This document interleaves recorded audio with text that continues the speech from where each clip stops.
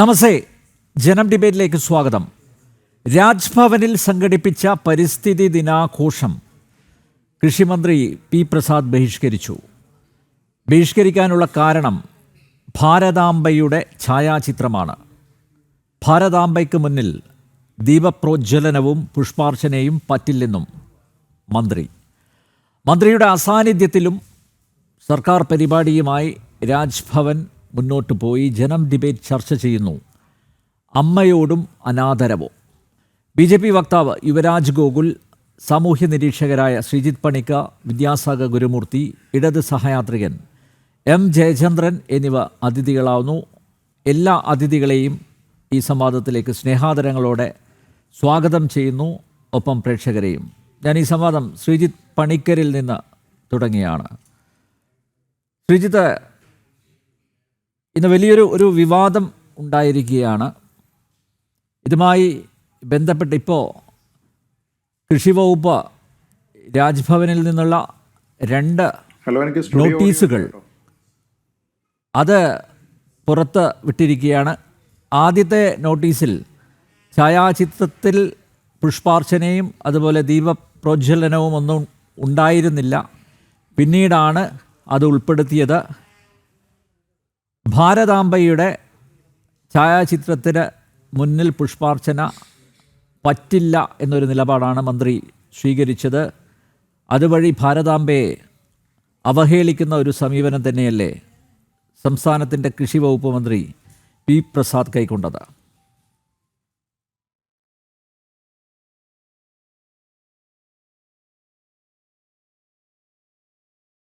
ശ്രീജിത്ത് പണിക്ക.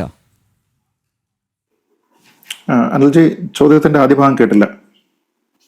ശ്രീജിത്ത്, ഈ രാജ്ഭവനിൽ നിന്ന് കൃഷിമന്ത്രിയുടെ ഓഫീസിലേക്ക് കൊടുത്ത ആദ്യ നോട്ടീസിൽ ഭാരതാംബയുടെ ഛായാചിത്രത്തിൽ പുഷ്പാർച്ചന അത് പരാമർശിച്ചിരുന്നില്ല. രണ്ടാമതിറക്കിയ നോട്ടീസിലാണ് അങ്ങനെയൊരു കാര്യം പറഞ്ഞത്. അപ്പോൾ തന്നെ കൃഷി വകുപ്പ് മന്ത്രിയുടെ ഓഫീസ് ഒരു തീരുമാനം എടുത്തു. ഭാരതാംബയുടെ ഛായാചിത്രത്തിൽ പുഷ്പാർച്ചന നടത്താൻ പറ്റില്ല. ആ ഒരു സമീപനത്തെ എങ്ങനെയാണ് നോക്കിക്കാണുന്നത്? അതുവഴി ഭാരതാംബയെ അവഹേളിക്കുന്ന ഒരു നിലപാട് തന്നെയല്ലേ സംസ്ഥാന മന്ത്രി കൈക്കൊണ്ടത്? ശ്രീ അനിൽ, നമ്മൾ ആലോചിച്ച് നോക്കിക്കഴിഞ്ഞാൽ ഭാരതാംബ എന്താണ്, എന്തിനെയാണ് പ്രതിനിധീകരിക്കുന്നത് എന്നതുമായി ബന്ധപ്പെട്ട് പണ്ട് കാലം മുതൽ തന്നെ, ഇങ്ങനെ ഒരു ബിംബവൽക്കരണം ഉണ്ടായ സമയം മുതൽ തന്നെ വ്യത്യസ്തമായ രാഷ്ട്രീയ ഐഡിയോളജികളിൽ വിശ്വസിക്കുന്ന ആൾക്കാരുടെ ഭാഗത്ത് നിന്ന് വളരെ വിശദമായിട്ട് ഇതിനെക്കുറിച്ചിട്ടുള്ള ലേഖനങ്ങളും അഭിപ്രായ പ്രകടനങ്ങളും ഉണ്ടായിട്ടുണ്ട്. അപ്പോൾ ഈ ഭാരതാംബ അല്ലെങ്കിൽ ഭാരതമാതാവ് എന്ന് പറയുന്ന സങ്കല്പത്തിനെ നിന്ദിക്കാനായിട്ട് അങ്ങനെ ആൾക്കാരും തന്നെ ശ്രമിച്ചിട്ടില്ല. മറിച്ച് തന്നെ പല രീതികളിലേക്ക് വ്യാഖ്യാനിക്കാനായിട്ട് ശ്രമിച്ചിട്ടുണ്ട്. ഒരുപക്ഷെ ഇതിന്റെ ആദ്യത്തെ ഒരു പ്രതീകം എന്ന് പറയുന്നത്, ഇന്നിപ്പോ ഇത് സംഘപരിവാറിന്റെ ഒക്കെ കളത്തിലേക്ക് കൊണ്ടുവന്ന് ചേർക്കാനായിട്ട് ആൾക്കാരെ ശ്രമിക്കുമ്പോൾ ഒരു പക്ഷേ ഒരു ദേവതാ സങ്കല്പം എന്ന രീതിയിലത്തേക്കോ ശക്തി സ്വരൂപിണിയായിട്ടുള്ള ഒരു സ്ത്രീ സങ്കല്പം എന്ന രീതിയിലത്തേക്കോ ഒക്കെ തന്നെ ഇത് വരുന്നത് RSSന്റെ സ്ഥാപനത്തിനും 40 വർഷം മുമ്പ് ആനന്ദമഠ് എന്ന് പറയുന്ന ബങ്കിം ചന്ദ്ര ചാറ്റർജിയുടെ ആ നോവലിൽ നിന്നാണ്.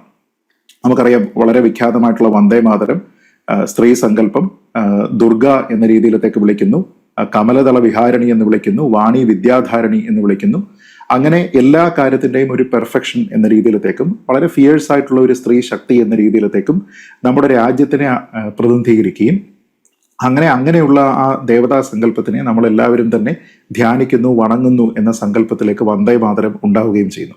അപ്പോൾ പിന്നീട് സ്വാതന്ത്ര്യ സമര പ്രസ്ഥാനത്തിന്റെ ഭാഗമായിട്ടുള്ള നിരവധി ആൾക്കാർ അവരവരുടേതായിട്ടുള്ള രീതികളിൽ ഇതിനെ വ്യാഖ്യാനിച്ചിട്ടുണ്ട്. ഇപ്പോൾ ഉദാഹരണത്തിന് പണ്ട് തന്നെ ബാൽ ഗംഗാധർ തിലക് പൂർണ്ണമായിട്ടും ഒരു റിലീജിയസ് ആയിട്ടുള്ള സ്പിരിച്വൽ ആയിട്ടുള്ള ഒരു സിംബലായിട്ട് അതിനെ കരുതിയിട്ടുണ്ട്. ലാലാ ലജ്പത് റായ് അങ്ങനെ കരുതിയിട്ടുണ്ട്.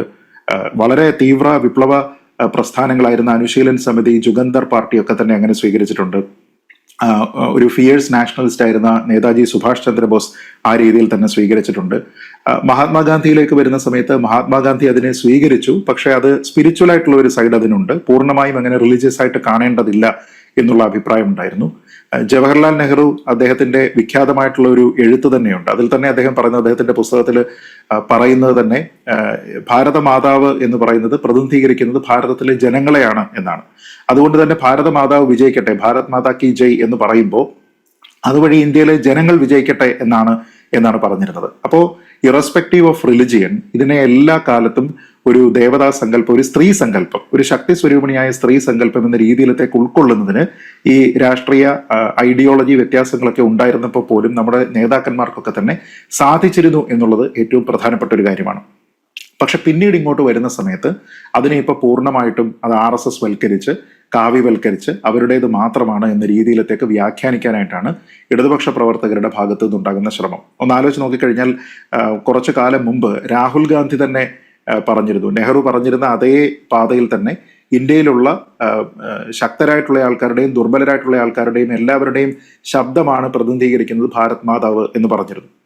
അപ്പൊ അങ്ങനെ നോക്കിയാൽ വ്യത്യസ്ത രാഷ്ട്രീയ പാർട്ടികളിലുള്ള ആൾക്കാർക്ക് ആർക്കും തന്നെ ഭാരത മാതാവ് എന്നൊരു കോൺസെപ്റ്റിനോട് ബുദ്ധിമുട്ടുണ്ടാകേണ്ടതില്ല. പക്ഷെ അവിടെയാണ് ഭാരതമാതാവ് എന്ന് പറയുമ്പോൾ ആരുടെ ഭാരതമാതാവ്, എങ്ങനെ ഭാരതമാതാവാകും, ആ സങ്കല്പം എവിടെ നിന്നാണ് വന്നിരിക്കുന്നത്, ഇതെല്ലാം കാവ്യവൽക്കരണമാണ് എന്നൊക്കെ പറഞ്ഞുകൊണ്ട് ഇപ്പോൾ അനാവശ്യമായിട്ട് ഈ ഒരു ബിംബത്തിനെ മൊത്തത്തിൽ ഇകഴ്ത്തുന്ന രീതിയിലത്തേക്കുള്ള ചില കാര്യങ്ങൾ ഉണ്ടാകുന്നത്. രാജ്ഭവനുമായി ബന്ധപ്പെട്ട് മുമ്പും നമ്മൾ വീഡിയോ ഫുട്ടേജുകളൊക്കെ നോക്കിക്കഴിഞ്ഞാൽ അവിടെ ഇതിനു മുമ്പും നടന്നിരിക്കുന്ന പല പരിപാടികളിലും ഇപ്പൊ തന്നെ ഈ അടുത്ത് ഓപ്പറേഷൻ സിന്ദൂറിനെ പറ്റി വിശദീകരിക്കുന്നതിന് ഒരു ചടങ്ങ് അവിടെ ഉണ്ടായിരുന്നു. ആ ചടങ്ങിൽ ഉൾപ്പെടെ അവിടെ ഈ ചിത്രം ഉപയോഗിക്കുന്നതാണ്, ഭാരത് മാതാവിന്റെ പ്രതീകാത്മകമായിട്ടുള്ള ഒരു ചിത്രം അവിടെ ഉപയോഗിക്കുന്നതാണ്. അപ്പൊ അതിൽ അത് അങ്ങനെ ഒരു ചിത്രം ഉപയോഗിക്കുന്ന സമയത്ത് അതിലൊരു പുഷ്പാർച്ചന ഉണ്ടെങ്കിൽ, അതിനെ ആദരിക്കുന്നുണ്ടെങ്കിൽ, അതിനു മുന്നിൽ വണങ്ങുന്നുണ്ടെങ്കിൽ അതെന്തോ ഒരു കുറച്ചിലാണ് എന്നോ അത് ഏതെങ്കിലും ഒരു പ്രത്യേകമായിട്ടുള്ള ഒരു മതവിഭാഗത്തിനെ പ്രീണിപ്പിക്കുന്നതാണെന്നോ ഒക്കെ തന്നെ ആൾക്കാർ ചിന്തിക്കുന്നത് തെറ്റാണ്. കാരണം നമ്മൾ നേരത്തെ പറഞ്ഞതുപോലെ ഈ ദേവതാ സങ്കല്പം എന്നൊക്കെ പറയുമ്പോൾ അത് ഹിന്ദു എന്ന് പറയുന്ന അല്ലെങ്കിൽ ഹിന്ദുയിസം എന്ന് പറയുന്ന ഒരു മതത്തിന്റെ അടിസ്ഥാനത്തിൽ മാത്രമല്ല, നമ്മുടെ ഭാരതീയ സംസ്കൃതിയുടെ, നമ്മുടെ സംസ്കാരത്തിന്റെ കൂടി ഭാഗമായിട്ടാണ്. അങ്ങനെ നോക്കിക്കഴിഞ്ഞാൽ നമ്മുടെ ഇപ്പൊ ഇതിന്റെ ഭാഗമായിട്ട് തന്നെ വന്നിരിക്കുന്നല്ലോ, ഇതിലൊരു പ്രത്യേക മതവുമായി ചേർന്നിട്ടുള്ള ഒരു ബിംബമാണ്, അതുകൊണ്ട് തന്നെ ഇത് കോൺസ്റ്റിറ്റ്യൂഷനിലല്ല എന്നൊക്കെ പറയുന്നുണ്ട്. അങ്ങനെയാണെങ്കിൽ നമ്മുടെ സൈന്യത്തിലേക്ക് പോകും.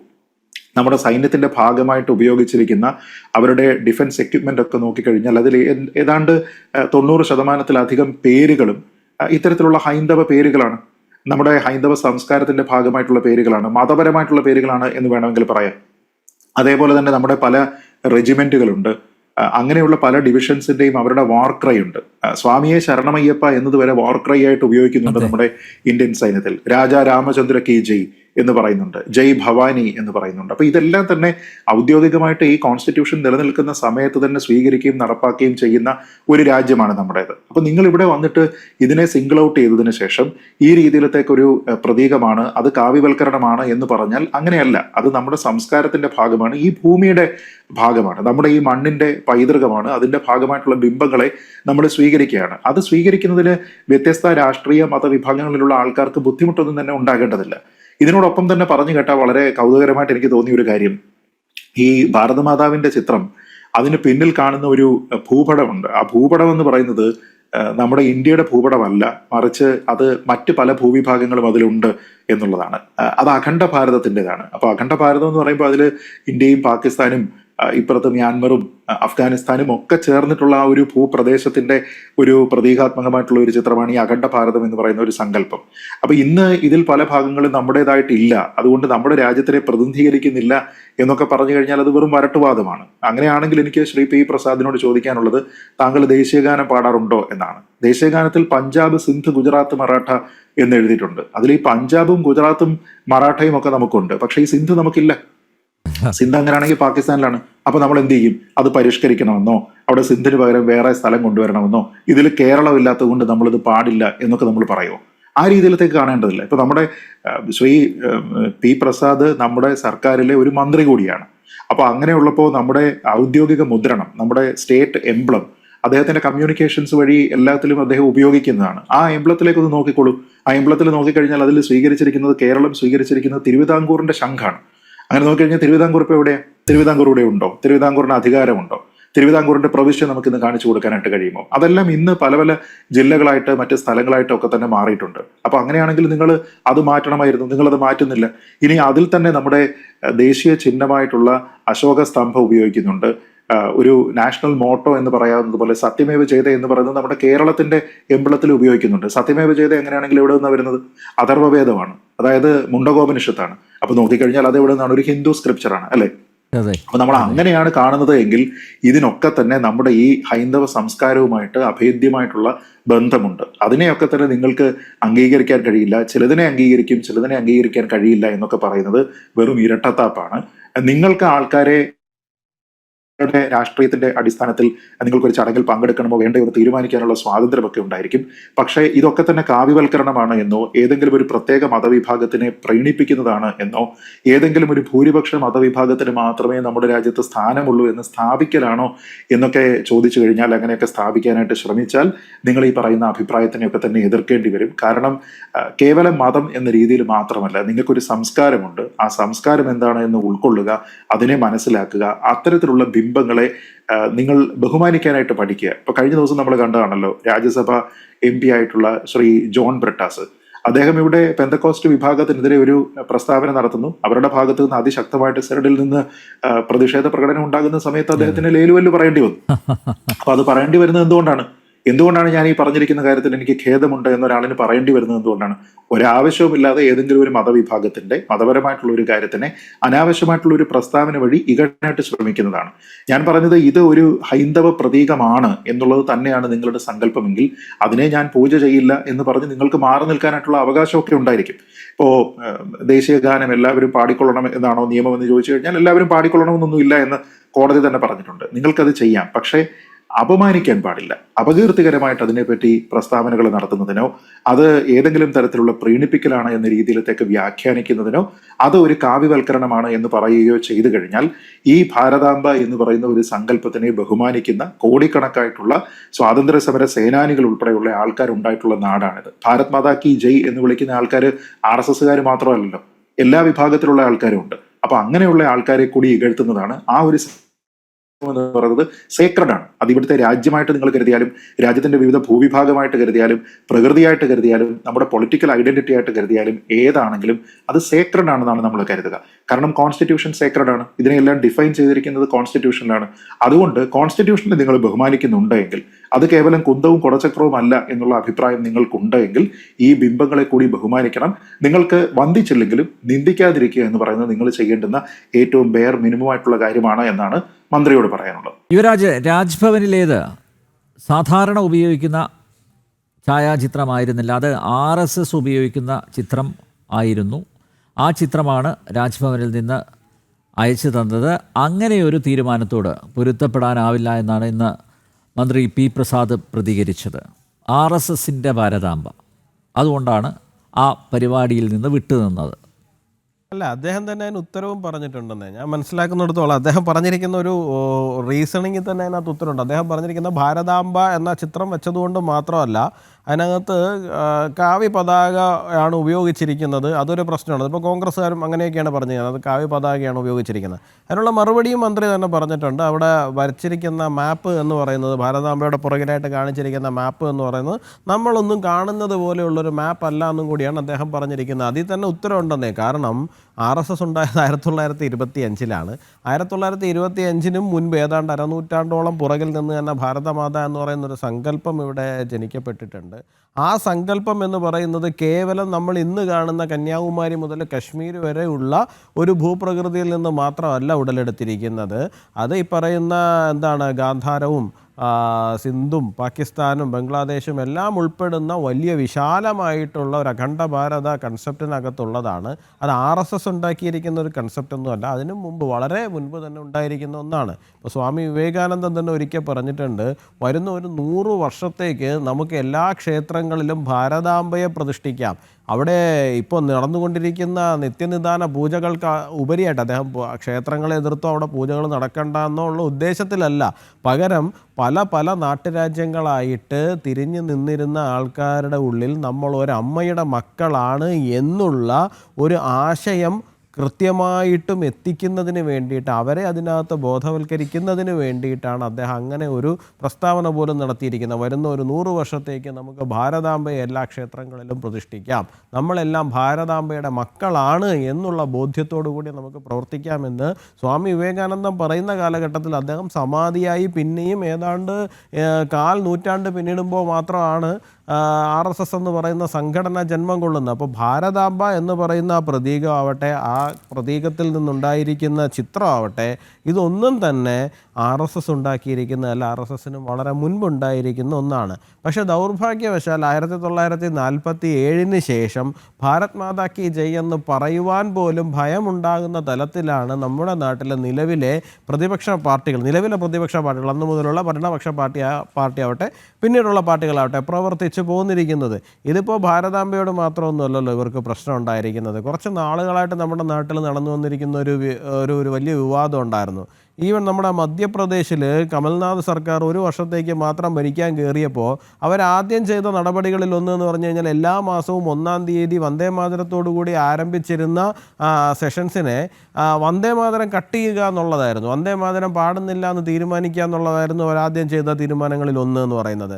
പക്ഷേ അത് വലിയ വിവാദമായി മാറിയപ്പോൾ പിന്നീട് അവർക്ക് അത് ഞങ്ങൾ അങ്ങനെയല്ല ഇങ്ങനെയാണ് ഉദ്ദേശിച്ചതെന്നൊക്കെ പറഞ്ഞിട്ട് വീണ്ടും തിരിച്ച് വന്ദേ മാതരം പാടുന്ന തന്നെ ഒരു സാഹചര്യത്തിലേക്ക് കൊണ്ടുവന്നു. 2005 മുതൽ മധ്യപ്രദേശിൽ തുടങ്ങി വന്നിരിക്കുന്ന ഒരു കസ്റ്റമാണ് വന്ദേ മാതരം പാടിക്കൊണ്ട് എല്ലാ മാസവും ആരംഭിക്കുക എന്നുള്ളത്. ആ വന്ദേ മാതരത്തിനെ കട്ടിക്കാൻ വേണ്ടി പോലും അവർ തയ്യാറാകുന്ന സാഹചര്യം ഉണ്ടായി. ഇനിയിപ്പോൾ അത് ഏതെങ്കിലും മതപ്രതീകമായിട്ടാണ് ഈ ഭാരത് മാത എന്ന് പറയുമ്പോൾ ഇതേ കാര്യം പറഞ്ഞിട്ട് തന്നെയാണ് ഇവർ ഒരു കാലഘട്ടത്തിൽ വന്ദേ മാതരത്തിനെ എതിർത്തത്. നമുക്കറിയാമല്ലോ, ലോക്സഭയിൽ നിന്ന് കോൺഗ്രസിൻ്റെയോ സമാജ്വാദി പാർട്ടിയുടെയാണോ ഒരു MP പുറംതിരിഞ്ഞിറങ്ങി നടന്നു പോകുന്ന സാഹചര്യം വരെ ഉണ്ടായില്ല. പാർലമെൻറ്റിനകത്ത് വന്ദേ മാതരം കേൾപ്പിക്കുന്ന സമയത്ത് വന്ദേ മാതരം എന്ന് പറയുന്നത് എന്താണ്, ഭാരതാംബയെ ദുർഗയായിട്ട് ചിത്രീകരിച്ചുകൊണ്ട് പാടുന്നതാണ്, ഞാൻ ഫോളോ ചെയ്യുന്ന ശരീഅത്താണ്, അതുകൊണ്ട് എനിക്ക് ഇത് പാടാൻ പറ്റില്ല എന്നൊക്കെ പറഞ്ഞുകൊണ്ട് ഇറങ്ങിപ്പോകുന്ന സാഹചര്യങ്ങൾ വരെ നമ്മൾ കണ്ടതാണ്.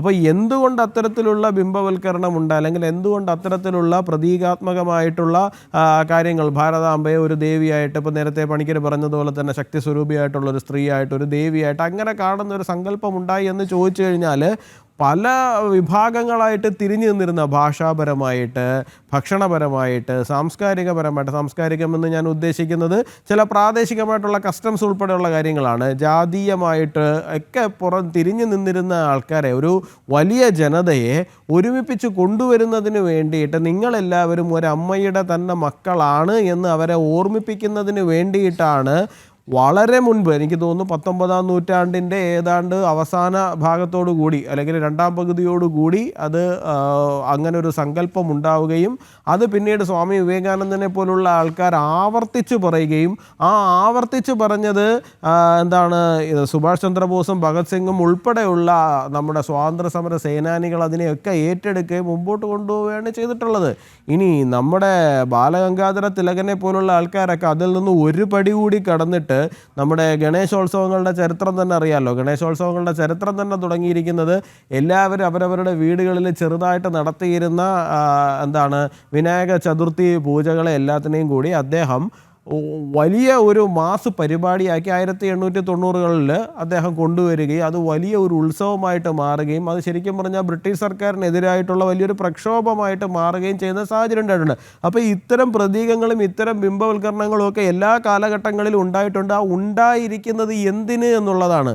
നമ്മളിപ്പോൾ 2025 സ്വതന്ത്രമായി നമ്മൾ വളരെ സന്തോഷമായിട്ട് മുമ്പോട്ട് പോകുന്നു എന്നുള്ളത് കൊണ്ട് തന്നെ എങ്ങനെ നമ്മൾ രൂപപ്പെട്ടു എന്നുള്ളൊരു ചരിത്രത്തിനെ നമുക്ക് പാടെ മറന്നുകൊണ്ട് നമുക്ക് മുമ്പോട്ട് പോകാൻ വേണ്ടിയിട്ടൊന്നും സാധിക്കില്ലല്ലോ. ഇന്നും നമ്മുടെ നാട്ടിൽ കശ്മീർ മുതൽ കന്യാകുമാരി വരെ എടുത്തു കഴിഞ്ഞാൽ തമിഴ്നാട്ടിൽ വലിയ രീതിയിൽ വിഘടനവാദം പറഞ്ഞുകൊണ്ടിരിക്കുന്ന ആൾക്കാരുണ്ട്. കേരളം എങ്ങനെ UAEയുടെ 8ാമത്തെ എമിറേറ്റ് ആകുമെന്ന് പറഞ്ഞ് ആലോചിച്ചുകൊണ്ടിരിക്കുന്ന ആൾക്കാർ ഇവിടെ ഉണ്ട്. അവിടെ പഞ്ചാബിൽ ഖാലിസ്ഥാനികൾ എങ്ങനെ അവിടെ രാജ്യം ഉണ്ടാക്കുമെന്ന് പറഞ്ഞിരിക്കുന്ന ആൾക്കാരുണ്ട്. കശ്മീരിൽ 370 എടുത്ത് കളഞ്ഞതിന് അവിടെ ഉള്ളവരെക്കാളും വേദനിച്ചുകൊണ്ടിരിക്കുന്ന ആൾക്കാർ നമ്മുടെ നാട്ടിനകത്തുണ്ട്. അപ്പോൾ എങ്ങനെ ഇവിടെ വിഘടനവാദം വളർത്തും, എങ്ങനെ നോർത്ത് ഈസ്റ്റിലേക്ക് പോകുന്ന ചിക്കൻ നെക്ക് കട്ടി എന്നൊക്കെ പറഞ്ഞ് ആലോചിച്ചുകൊണ്ടിരിക്കുന്ന ആൾക്കാരുണ്ട്.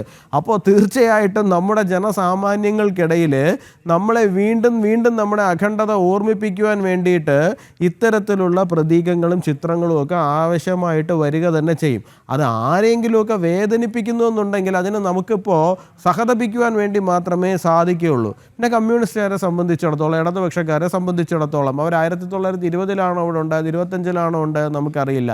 എന്തായാലും കമ്മ്യൂണിസ്റ്റ് ഇന്ത്യയാണോ എൻ്റെ പേര് ഞാൻ പറഞ്ഞു, കോമിൻ്റാണോ എന്തോ ഒരു സാധനം ഉണ്ടല്ലോ, അതിന് തുടർച്ചയായിട്ട് ലോകം മുഴുവൻ കമ്മ്യൂണിസം ഉണ്ടാക്കാൻ വേണ്ടിയിട്ട് ലോകത്തിനെ മുഴുവൻ സോവിയറ്റ് യൂണിയൻ്റെ കീഴിലേക്ക് കൊണ്ടുവരിക എന്ന് പറയുന്ന ഒരു ലക്ഷ്യവും കൂടി വെച്ചുകൊണ്ട് ഇന്ത്യയിലൊരു പാർട്ടി തുടങ്ങുകയും ആ പാർട്ടി തുടങ്ങിയ ആൾക്കാരെ മുഴുവൻ അവർ തന്നെ വെടിവെച്ച് കൊല്ലുകയും അവസാനം 1 or 2 പേര് മാത്രമാണ് അതിനകത്ത് അവശേഷിച്ചിട്ടുള്ളത്. ബാക്കിയുള്ളവരെല്ലാവരും എവിടെ പോയെന്ന് പോലും അറിയില്ല. ആ ഒരു അവസ്ഥയിലേക്ക് പോയിരിക്കുന്ന ഒരു പ്രസ്ഥാനത്തിനെ സംബന്ധിച്ചിടത്തോളം അവർക്ക് ആരോട് യാതൊരു തരത്തിലുള്ള കൂറുമില്ല. 1947 ഇന്ത്യ സ്വതന്ത്രമായി കഴിയുന്ന സമയത്ത് ഇന്ത്യക്ക് സ്വാതന്ത്ര്യം കിട്ടിയില്ല എന്നും പറഞ്ഞ് കരിദിനം ആചരിച്ചുകൊണ്ട് കിടന്ന് അതിൽ ഇന്ത്യയുടെ പതാക വലിച്ചു കീറി കത്തിച്ച ഒരാളെ വെടിവെച്ച് കൊന്ന് ഈ അടുത്ത കാലം വരെ അയാളെ രക്തസാക്ഷിയാണ് എന്നും പറഞ്ഞ് ആഘോഷിച്ചുകൊണ്ട് നടന്നിരുന്ന ഒരു പ്രസ്ഥാനമാണത്. അപ്പോൾ ആ പ്രസ്ഥാനത്തിൻ്റെ ആൾക്കാരെ സംബന്ധിച്ചിടത്തോളം ഇന്ത്യ സ്വതന്ത്രമായി എന്നുള്ളത് അവർക്ക് വലിയ വിഷമമാണ്. ഇന്ത്യ വിഭജിക്കപ്പെട്ടില്ല എന്നുള്ളത് അവരുടെ വലിയ വിഷമമാണ്. ഇന്ത്യ 17, 20, 27 ഒക്കെ ആയിട്ട് വെട്ടിമുറിക്കണമെന്നായിരുന്നു അവരുടെ ആവശ്യം. അതൊന്നും നടന്നില്ല എന്നുള്ളത് അവരുടെ വലിയ വിഷമമാണ്. ആ വിഷമത്തിൽ ജീവിക്കുന്ന ആൾക്കാരെ സംബന്ധിച്ചിടത്തോളം ഒരു അഖണ്ഡ ഭാരത മാതാവിൻ്റെ ഒരു ചിത്രം കാണുന്ന സമയത്ത് അത് അവരെ തീർച്ചയായിട്ടും വേദനിപ്പിക്കും. അപ്പോൾ അത്തരത്തിൽ ഈ പണ്ട് നമ്മൾ പറയുമല്ലോ, നമ്മൾ മറ്റേ ബ്രാം സ്റ്റോക്കറുടെ നോവൽ ഉണ്ടായിരുന്നല്ലോ ഡ്രാക്കുള, അതിനകത്തുണ്ടല്ലോ ഡ്രാക്കുളയ്ക്ക് കുരിശ് കണ്ടു കഴിഞ്ഞാൽ പേടിയാണ്, പിന്നെ അങ്ങോട്ടേക്ക് പോവില്ല. അപ്പോൾ ഇപ്പോൾ പുതിയൊരു സംവിധാനം കൂടി വന്നിട്ടുണ്ട്. അതായത് കമ്മ്യൂണിസ്റ്റുകാർക്ക് കുരിശ് കണ്ട ജഗത്താൻ എന്ന് പറഞ്ഞതുപോലെയാണ് ഭാരതാംബയെ കണ്ട കമ്മ്യൂണിസ്റ്റുകാർ എന്ന് പറയുന്നത്. ആ വഴിക്ക് വരില്ല എന്ന് പറയുന്നൊരു അവസ്ഥയായിട്ടുണ്ട്. എന്തായാലും നല്ലതാണത് എന്ന് മാത്രമേ എനിക്ക് പറയാനുള്ളൂ. അതുകൊണ്ട് നിങ്ങൾ ആരെങ്കിലുമൊക്കെ എന്തെങ്കിലും പൊതുജനങ്ങളോട് പറയാനുള്ള, നിങ്ങൾ ആരെങ്കിലും എന്തെങ്കിലും നല്ല വ്യവസായമോ എന്തെങ്കിലും സ്ഥാപനങ്ങളോ തുടങ്ങുന്നുണ്ട്, ഇവരെ അവിടെ നിന്ന് ഓടിക്കണമെന്നുണ്ടെങ്കിൽ ഒരു ഭാരതാംബയുടെ ചിത്രം എടുത്ത് അവിടെ വയ്ക്കുക. പിന്നെ ആ വഴിക്ക് അവർ അങ്ങോട്ട് വരില്ല, അവരെ കൊണ്ട് ശല്യം ഉണ്ടാകത്തില്ല, നിങ്ങൾക്ക് നന്നായിട്ട് കാര്യങ്ങൾ നടത്താൻ പറ്റും. കേരളം ഈസ് ഓഫ് ഡൂയിങ് ബിസിനസ്സിൽ യഥാർത്ഥത്തിൽ തന്നെ 1ാം സ്ഥാനത്ത് എത്തുകയും ചെയ്യും. സയ്യിദ് പണിക്ക, നേരത്തെ യുവരാജ് ചൂണ്ടിക്കാണിച്ചതുപോലെ ന്യൂനപക്ഷ പ്രീണനത്തിൻ്റെ ഭാഗമായിട്ട് കൂടി ഈ ബഹിഷ്കരണത്തെ കാണേണ്ടതല്ലേ? പ്രത്യേകിച്ച് നിലമ്പൂർ ഉപതെരഞ്ഞെടുപ്പ് ഒക്കെ വരാനിരിക്കുകയാണ്. ആ ഒരു പശ്ചാത്തലത്തിൽ കൂടിയായിരിക്കില്ലേ ആലോചിച്ച് ഉറപ്പിച്ചത്? സർക്കാർ പരിപാടിയാണ്. നോക്കൂ, സർക്കാർ ആണ്, കൃഷി വകുപ്പാണ് ഈ പരിസ്ഥിതി ദിനം ആചരണം അത് രാജ്ഭവനിൽ സംഘടിപ്പിക്കാം എന്ന് തീരുമാനിച്ചത്. എന്നിട്ട് കൃഷി വകുപ്പ് മന്ത്രി തന്നെ അത് ബഹിഷ്കരിക്കുന്നു എന്നുള്ളത് പിന്നീട് അത് സെക്രട്ടേറിയറ്റിലേക്ക് മാറ്റുകയും ചെയ്തു. എന്തായാലും രാജ്ഭവൻ പരിസ്ഥിതി ദിനാചരണവുമായിട്ട് മുന്നോട്ട് പോയിട്ടുണ്ട്. ഇവിടെ പ്രീണനം ഒരു ഘടകം തന്നെയല്ലേ? ശ്രേയാനിൽ ഇതൊരു പ്രയോറിറ്റീസിന്റെ പ്രശ്നമാണ്. ഒരു സർക്കാരിനെ സംബന്ധിച്ചിടത്തോളം ഗവർണറുമായി ചേർന്ന് രാജ്ഭവനുമായി ചേർന്ന് നടത്തുന്ന ഒരു പരിപാടിയിൽ അവരാണത് ഹോസ്റ്റ് ചെയ്യുന്നത് എങ്കിൽ അവിടെയുള്ള ഏതെങ്കിലും ഒരു ബിംബം എനിക്ക് ഇഷ്ടപ്പെട്ടില്ല, അത് മാറ്റണം എന്ന് പറയുക എന്നത് ശരിയായിട്ടുള്ള ഒരു നടപടിയാണ് എന്ന് ഞാൻ കരുതുന്നില്ല. പ്രത്യേകിച്ച് ഇത് ദേശവിരുദ്ധമായിട്ടുള്ള എന്തെങ്കിലും കാര്യം അതിനകത്തിലില്ല. നമ്മൾ ഈ പറയുന്നത് പോലെ അൺകോൺസ്റ്റിറ്റ്യൂഷണൽ ആയിട്ടുള്ള എന്തെങ്കിലും കാര്യം അതിലില്ല. ഇപ്പോൾ ഇവർക്ക് നരേന്ദ്രമോദിയെ ഇഷ്ടമല്ല എന്ന് കരുതി, അല്ലെങ്കിൽ ദ്രൗപദി മുർമുവിനെ ഇഷ്ടമല്ല എന്ന് കരുതി, ഇവർക്ക് പ്രത്യേകിച്ച് മറ്റ് സ്ഥാനാർത്ഥികളെയാണ് അവർ ഈ തെരഞ്ഞെടുപ്പ് നടന്നിരുന്ന സമയത്ത് ഫേവർ ചെയ്തത് എന്നത് കരുതി രാജ്ഭവനിലേക്ക് കടന്നു ചെല്ലുന്ന സമയത്ത് അവിടെ പ്രസിഡന്റിന്റെയും പ്രധാനമന്ത്രിയുടെയും ചിത്രങ്ങൾ ഇരിക്കുന്ന സമയത്ത് അതെടുത്ത് മാറ്റണം, അത് മാറ്റിയെങ്കിൽ മാത്രമേ ഞങ്ങൾക്ക് സംസാരിക്കാൻ കഴിയൂ എന്ന് വാശി പിടിച്ചാൽ എങ്ങനെയായിരിക്കും? അതേപോലെ തന്നെയാണിത്. ഇവിടെ ഈ ചടങ്ങ് നടത്തുന്നത്, ഇത് ഹോസ്റ്റ് ചെയ്തിരിക്കുന്നത് ആരാണ്? രാജ്ഭവനാണ്, ഗവർണറാണ്. അപ്പോൾ അങ്ങനെയാണെങ്കിൽ ഗവർണറുടെ പരിപാടിയിൽ രാജ്ഭവനിൽ ഉപയോഗിക്കുന്ന ഒരു ചിത്രം, ആ ചിത്രം ദേശവിരുദ്ധമായിട്ടുള്ള ഒരു ചിത്രമല്ല. അങ്ങനെയുള്ള ഒരു ചിത്രം അവിടെ ഇരുന്നാൽ എന്താ പ്രശ്നം? ഇതിപ്പോൾ നമ്മുടെ രാജ്യത്തിനെതിരെ പ്രവർത്തിച്ചിരിക്കുന്ന ആൾക്കാരുടെ ചിത്രമല്ല ഉപയോഗിച്ചിരിക്കുന്നത്. നമ്മുടെ രാജ്യത്തിനെ ഏതെങ്കിലും രീതിയിൽ ഇകഴ്ത്തി കാണിക്കുന്ന ഒരു ചിത്രമല്ല. നമ്മുടെ ഒരു തരത്തിലും നമ്മുടെ ദേശീയ ബോധത്തിനെ മോശമാക്കുന്ന ഒരു ചിത്രമല്ല. മറിച്ച് എത്രയോ ആൾക്കാർക്ക്, അതുകൊണ്ടാണ് ഞാൻ നേരത്തെ പറഞ്ഞത്, കോടിക്കണക്കിന് ആൾക്കാർക്ക് ആശയും ആവേശവും അവരുടെ സമര പരിപാടികൾക്ക് അർത്ഥവും നൽകിയ ഒരു ബിംബമാണ് ഭാരതമാതാവ്. അങ്ങനെയുള്ള ഒരു ഭാരതമാതാവ് എന്ന സങ്കല്പം നമ്മുടെ നാട്ടിൽ ആ രീതിയിൽ തന്നെ നിലനിൽക്കാൻ തുടങ്ങിയിട്ട് ഏതാണ്ട് 1.5 നൂറ്റാണ്ടെങ്കിലും ആയിട്ടുണ്ട്. അപ്പോൾ കമ്മ്യൂണിസ്റ്റ് പാർട്ടിയുടെ എന്നല്ല, ആർ എസ് എസിനും പോലും മുമ്പ് ഒരു 40 വർഷമെങ്കിലും മുമ്പ് ആ രീതിയിലുള്ള ഒരു കോൺസെപ്റ്റ് ഉണ്ടായിരുന്നു. ഇപ്പൊ ഭാരതമാതാവിനെ കുറിച്ച് ഏറ്റവും കാര്യമായി പറഞ്ഞിരുന്ന, ഏറ്റവും കൂടുതൽ കാര്യമായി പ്രചരിപ്പിച്ചിരുന്ന 2 വ്യക്തികളുടെ പേര് ഞാൻ പറഞ്ഞാൽ അതിലൊന്ന് ബാൽ ഗംഗാധർ തിലകാണ്. ബാൽ ഗംഗാധർ തിലക് മരിക്കുമ്പോൾ പോലും RSS ഉണ്ടായിട്ടില്ല. അപ്പൊ പിന്നെ ഇതെങ്ങനെ RSSന്റെ ഐഡിയോളജിക്ക് ചേർന്ന് നിൽക്കുന്ന ഒരു സങ്കല്പമായിട്ട് മാറും? ഇന്ന് എന്താണോ ആ രാജ്ഭവനിൽ കണ്ടിരുന്ന ആ ഒരു ചിത്രം, ആ ചിത്രത്തിനോട് ചേർന്ന് നിൽക്കുന്ന രീതിയിലത്തേക്കുള്ള ഒരു ദേവതാ സങ്കല്പം, ആ രീതിയിലത്തേക്കുള്ള ഒരു പുണ്യമായിട്ടുള്ള ഒരു ശക്തിയായിട്ടുള്ള ഒരു സ്ത്രീ സ്വരൂപം, അങ്ങനെയുള്ള ഒരു മാതൃസങ്കല്പം, അത് തന്നെയായിരുന്നു ബാൽ ഗംഗാധർ തിലകിൽ ഉണ്ടായിരുന്നത്. അതേപോലെ തന്നെ സ്വാമി വിവേകാനന്ദൻ ഏത് കാലത്താണ് മരിച്ചത് എന്നതിനെക്കുറിച്ച് നമുക്കറിയാം. അപ്പൊ അങ്ങനെ നോക്കിക്കഴിഞ്ഞാൽ ഇവരൊക്കെ RSS എന്ന് പറയുന്ന ഒരു പ്രസ്ഥാനം അവിടെ ഉണ്ടാവുക, അതിന്റെ ബീജാവാപം, അതിനൊക്കെ എത്രയോ മുമ്പ് തന്നെ ഈ ഒരു ആശയ പ്രചരണവുമായിട്ട് പോയ ആൾക്കാരാണ്. അങ്ങനെയുള്ള ആൾക്കാരൊക്കെ ഇവിടെ ഉണ്ടായിരിക്കെ അവരെല്ലാവരും തന്നെ പ്രചരിപ്പിക്കാനായിട്ട് ശ്രമിച്ചിരിക്കുന്നത് ഈ തരത്തിലുള്ള സങ്കല്പങ്ങളാണ് എന്നിരിക്കെ പിന്നെ നിങ്ങൾ എന്തിനെയാണ് അതിനെ എതിർക്കാൻ പോകുന്നത്? ഇന്ന് ഈ ഒരു കാലത്ത് എന്ത് കാരണം കൊണ്ടാണ് നിങ്ങൾ അതിനെ എതിർക്കാൻ പോകുന്നത്? അതൊരു പ്രത്യേക മതവിഭാഗത്തിൻ്റെതായി മാറുന്നതോ, അത് ഏതെങ്കിലും ഒരു പ്രത്യേക വിഭാഗത്തിനുള്ള ഒരു പ്രീണനമായി മാറുന്നതോ, അത് ഏതെങ്കിലും ഒരു പ്രത്യേക ഐഡിയോളജിയുടെ മാത്രമായിട്ടുള്ള ഒരു പ്രതീകമായിട്ട് മാറുകയോ ചെയ്യുന്നത് എന്തർത്ഥത്തിലാണ്? ഇതേ ഭാരതമാതാവിനെ കുറിച്ചിട്ടാണ് ഞാൻ നേരത്തെ പറഞ്ഞതുപോലെ അദ്ദേഹത്തിന്റെ ഏറ്റവും പ്രശസ്തമായിട്ടുള്ള പുസ്തകത്തിൽ ജവഹർലാൽ നെഹ്റു എഴുതുന്നത്. ഈ ഭാരതമാതാവ് എന്ന് പറയുന്നത് ആരാണ് എന്ന് അദ്ദേഹം തന്നെ ആൾക്കാരോട് ചോദിക്കുകയാണ്. അപ്പോൾ ആൾക്കാർ തമ്മിൽ അങ്ങോട്ടും ഇങ്ങോട്ടും നോക്കുന്നു, എന്നിട്ട് അവരവരുടേതായിട്ടുള്ള വ്യാഖ്യാനങ്ങൾ പറയുന്നു. ആ സമയത്ത് അദ്ദേഹത്തിന്റെ വ്യാഖ്യാനം അവരോട് പറഞ്ഞതായിട്ടാണ് എഴുതുന്നത്. അതായത് ഇന്ത്യയിലെ ജനങ്ങളാണ്. അതുകൊണ്ടാണ് ഞാൻ പറഞ്ഞത് ഭാരത് മാതാ കി ജയ് എന്ന് നിങ്ങൾ വിളിക്കുന്ന സമയത്ത് നിങ്ങൾ വിജയിക്കട്ടെ എന്നാണ് സങ്കല്പം. ശരി, അത് സ്വീകരിക്കാം. നിങ്ങൾക്കിതിൽ മതപരമായ രീതിയിൽ ഇതിനെ കാണാൻ നിങ്ങൾക്ക് ആഗ്രഹമില്ല എങ്കിൽ, നിങ്ങൾക്കിതിനെ സംസ്കാരത്തിന്റെ ഭാഗമായിട്ട് കാണാൻ ആഗ്രഹമില്ല എങ്കിൽ, നിങ്ങൾക്ക് ഈ രാജ്യത്തെ ജനങ്ങളുടെ പ്രതീകമായിട്ട് വേണമെങ്കിൽ കാണാം. അതുകൊണ്ടാണ് ഞാൻ രാഹുൽ ഗാന്ധിയെയും ആ ഒരു കോണ്ടെക്സ്റ്റിൽ ഉദ്ധരിച്ചത്. രാഹുൽ ഗാന്ധിയും പറഞ്ഞിരിക്കുന്നത് അങ്ങനെയാണ്. ഇന്ത്യയിലെ ഡൗൺ ട്രോഡൻ ആയിട്ടുള്ള, ഏറ്റവും പ്രബലരായിട്ടുള്ള എല്ലാ വിഭാഗം ജനങ്ങളുടെയും, താഴെ തട്ട് മുതൽ മുകളിൽ തട്ട് വരെയുള്ള എല്ലാ ആൾക്കാരുടെയും ശബ്ദത്തിനെയാണ് ഭാരതമാതാവ് പ്രതിനിധീകരിക്കുന്നത് എന്ന് പറഞ്ഞു. അപ്പൊ ഞാൻ ചോദിക്കുന്നത്, ഇതിൽ എവിടെയാണ് നിങ്ങൾ എതിർക്കേണ്ടുന്ന ഒരു കോൺസെപ്റ്റ്? എവിടെയാണ്? എന്ത് കാര്യത്തിനാണ് നിങ്ങൾ എതിർക്കുന്നത്? അങ്ങനെയാണ് എങ്കിൽ നിങ്ങൾ ഈ പറയുന്ന എതിർപ്പ് കൺസിസ്റ്റന്റ് ആയിരിക്കണം. അതുകൊണ്ടാണ് ഞാൻ പറഞ്ഞത്, നിങ്ങൾ തിരുവിതാംകൂറിന്റെ ചിഹ്നത്തിനെ നിങ്ങൾ കടമെടുത്തിട്ട് ഇന്നും അതിനെ ഉപയോഗിക്കുന്നുണ്ട്. മുണ്ടകോപനിഷത്തിൽ നിന്നുള്ള പൂർണ്ണമായും 100% ഒരു ഹിന്ദു സ്ക്രിപ്ചർ ആയിട്ടുള്ള അഥർവവേദത്തിൽ നിന്നുള്ള, മുണ്ടകോപനിഷത്തിൽ നിന്നുള്ള വരികളെ നിങ്ങൾ തന്നെ സർവാത്മന സ്വാഗതം ചെയ്യുന്നുണ്ട്, നിങ്ങൾ അതിനെ സ്വീകരിക്കുന്നുണ്ട്. നിങ്ങൾ ഏതെങ്കിലും കാലത്ത് സത്യമേവ ജയതേ എന്നത് ഉപയോഗിക്കാൻ പാടില്ല, കാരണം അതൊരു ഹിന്ദു സ്ക്രിപ്ചറിൽ നിന്ന് വന്നിരിക്കുന്നതാണ് എന്ന് പറഞ്ഞിട്ടുണ്ടോ? അപ്പൊ ഞാൻ പറഞ്ഞത്, ഇത് ഏതെങ്കിലും ഒരു മതവിഭാഗത്തിനെയോ, ഏതെങ്കിലും ഒരു ലിംഗത്തിനെയോ, ഏതെങ്കിലും ഒരു ജാതിയെയോ, ഏതെങ്കിലും ഒരു പ്രാദേശിക വിഭാഗത്തിനെയോ, ഏതെങ്കിലും ഒരു ഭാഷാ വിഭാഗത്തിനെയോ ഇത് ദോഷകരമായിട്ടോ എതിർത്തോ പ്രതിനിധീകരിക്കുന്നുണ്ടോ? ഇല്ല. മറിച്ച് അത് ഇന്ത്യയെ മൊത്തത്തിൽ പ്രതിനിധീകരിക്കുകയാണ്. അത് ഏതെങ്കിലും ഒരു വിഭാഗത്തിന്റെ മാതാവെന്നല്ല പറയുന്നത്, ഭാരതത്തിന്റെ മാതാവെന്നാണ്. ആ ഭാരതം എന്ന് പറയുന്നത് നമ്മളൊക്കെ ഉൾപ്പെടുന്നതാണ്. എന്ന് വെച്ചാൽ പരസ്പര സ്നേഹത്തിന്റെ, ബഹുമാനത്തിന്റെ, സാഹോദര്യത്തിന്റെ, ഇൻക്ലൂസിവിറ്റിയുടെ ഒക്കെ ചിഹ്നമായിട്ടുള്ള ഒരു കാര്യത്തിനെ നിങ്ങൾ തെറ്റായി വ്യാഖ്യാനിച്ചുകൊണ്ട് ഇതല്ല മറ്റേതാണ് എന്നൊക്കെ പറഞ്ഞു കഴിഞ്ഞാൽ എങ്ങനെയാ ശരിയാവുക? അതുകൊണ്ടാണ് ഞാൻ പറഞ്ഞത്, ത്വം ഹി ദുർഗാ ദശപ്രഹരണ കാരിണി എന്ന് ഇതിൽ തന്നെ പറയുന്നുണ്ടല്ലോ, ഈ വന്ദേ മാതരത്തിൽ തന്നെ പറയുന്നുണ്ടല്ലോ. എന്ന് വെച്ച് കഴിഞ്ഞാൽ അതിൽ ആ സങ്കല്പമുണ്ട്, ആ ദേവതാ സങ്കല്പമുണ്ട്. ഇനി ദുർഗയും RSSന്റേതാണെന്ന് പറയുമോ? എനിക്കറിയില്ല. അവർക്ക് ഈ ദുർഗാവാഹിനി എന്നൊക്കെ പറഞ്ഞിട്ടുള്ള പിന്നെ സബ് ഡിവിഷൻസ് ഉണ്ടല്ലോ, എങ്കിൽ പിന്നെ ഇതും RSSന്റേതായിരിക്കും എന്നൊക്കെ ചിലപ്പോൾ ആൾക്കാർ പറഞ്ഞേക്കും. ഞാൻ പറയുന്നത്, നിങ്ങൾ ഈ പറയുന്ന ഉപനിഷത്തുകളാണെങ്കിലും ഈ പറയുന്ന ദേവതാ സങ്കല്പങ്ങളാണെങ്കിലും ഒക്കെ തന്നെ ഭാരതത്തിന്റെ സംസ്കാരത്തിന്റെ ഭാഗമാണ്. ഇപ്പോൾ അതുകൊണ്ടാണ് ഞാൻ പറഞ്ഞത്, നമ്മുടെ ഏതെങ്കിലും ഒരു ഡിഫൻസ് എക്യുപ്മെന്റ്, ആ ഡിഫൻസ് എക്യുപ്മെന്റിന്റെ പേര് പോലും നമ്മൾ കൊടുക്കുന്ന ഇതേ പേരുകളൊക്കെ തന്നെയല്ലേ? അഗ്നി, പൃഥ്വി, പിനാക എന്നൊക്കെ പറഞ്ഞിട്ട് എത്രയോ പേരുകളാണ് ഉള്ളത്.